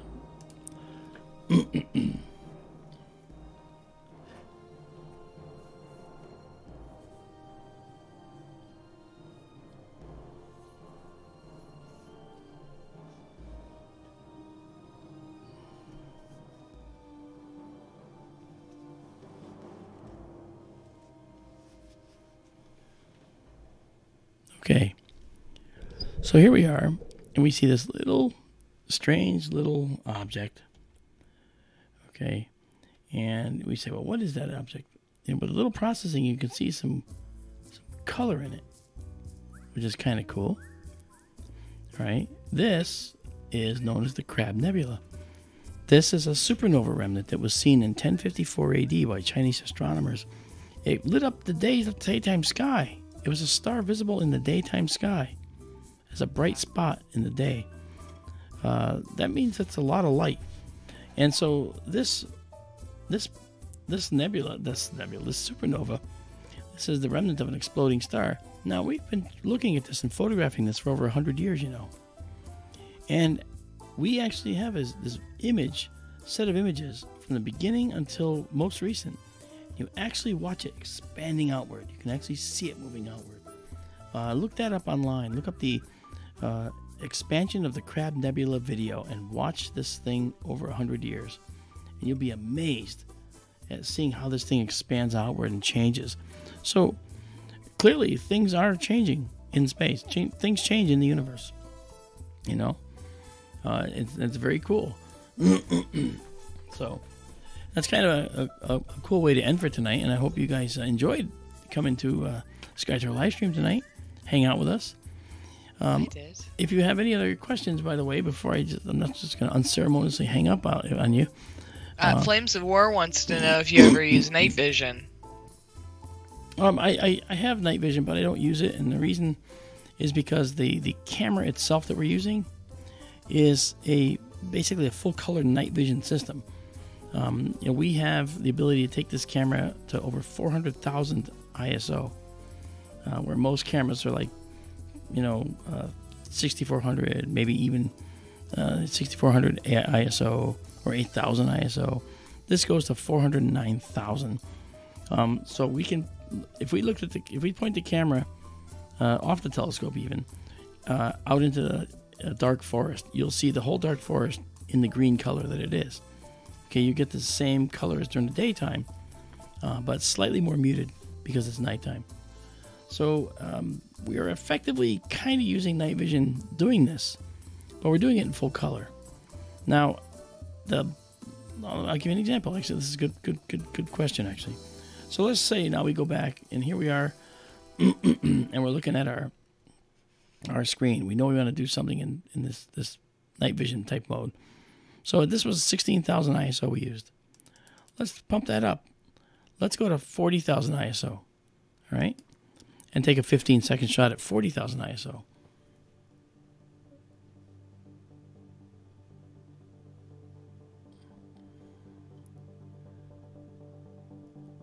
Okay, so once we do that, we'll check it out.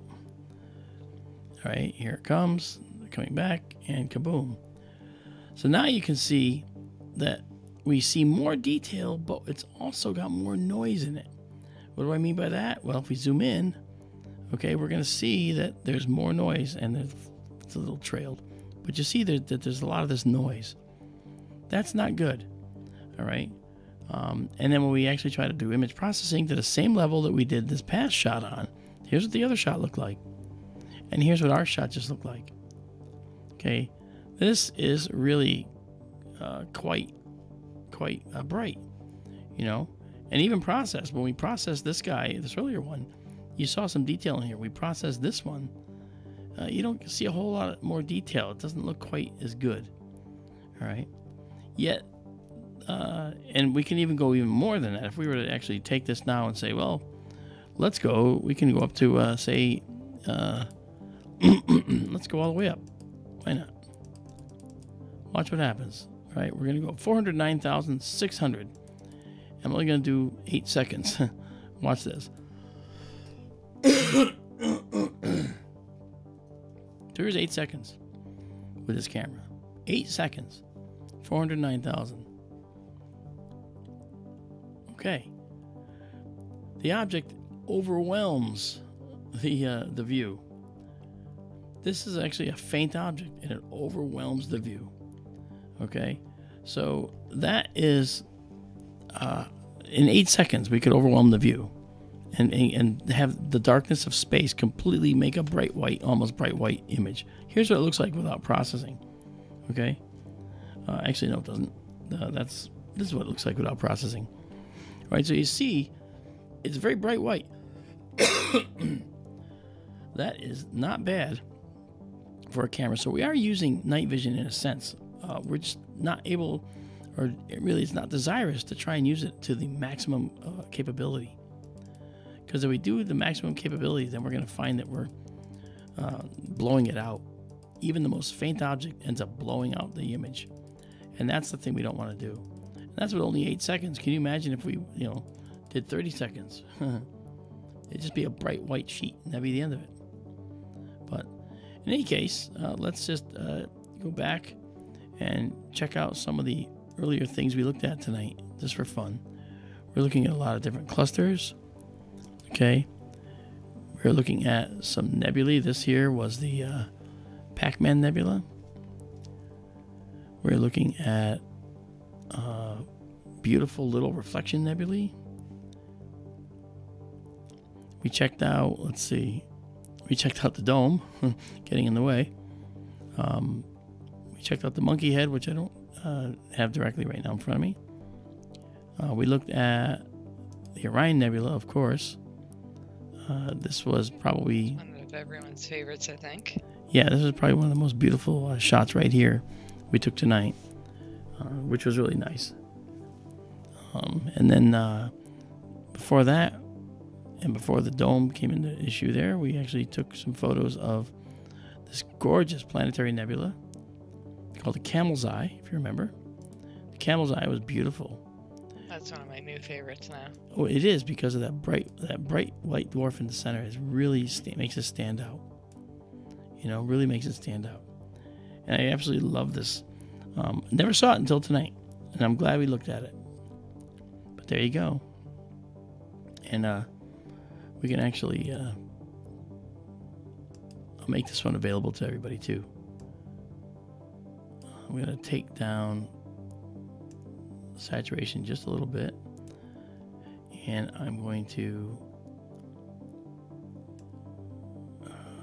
take down this gamma a little bit here. Okay, so now we can see it in some of its glory. You can look at it, huh? Beautiful. Imagine seeing that kind of blue. Gosh, that'd be gorgeous. Just totally cool.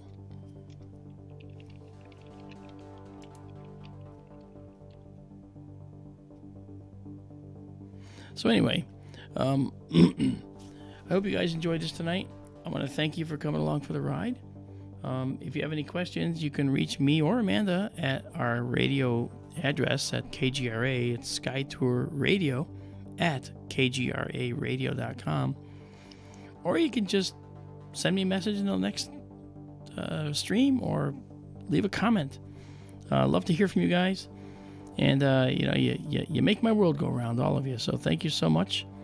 And we're going to sign off for now. And I'm going to go cover up the dome before the weather gets here. But I will talk to you guys in another... The next clear night. That's right. And don't forget, keep looking up. And that's where Amanda says... except while you're driving. There you go. That was your line. That was your line all along. It's just sometimes you trail off, so I would chime in when applicable. But I was just looking at everyone saying goodbye. I really feel the love in the chat room tonight. Thanks, guys. They're wonderful people. Yeah, you guys are constant wonderful. Support. So appreciated. And Ted, I want to support. And I'm calling you out, Ted, again for thanking you. That was a wonderful donation. Thanks, my friend. Yes, thank you, Ted. I didn't forget. I don't forget anybody that does that. That's you know, I know the effort it takes. And I'm very pleased and I'm humbled that you guys are willing to do that. Yeah. All right, guys. I will talk to you in a couple of days, perhaps, when it clears up again. I leave you with the Camel's Eye Nebula right here and to enjoy, because who can't enjoy this nebula? It's just beautiful. Gorgeous. Just stunning. Okay, guys. We'll see you later.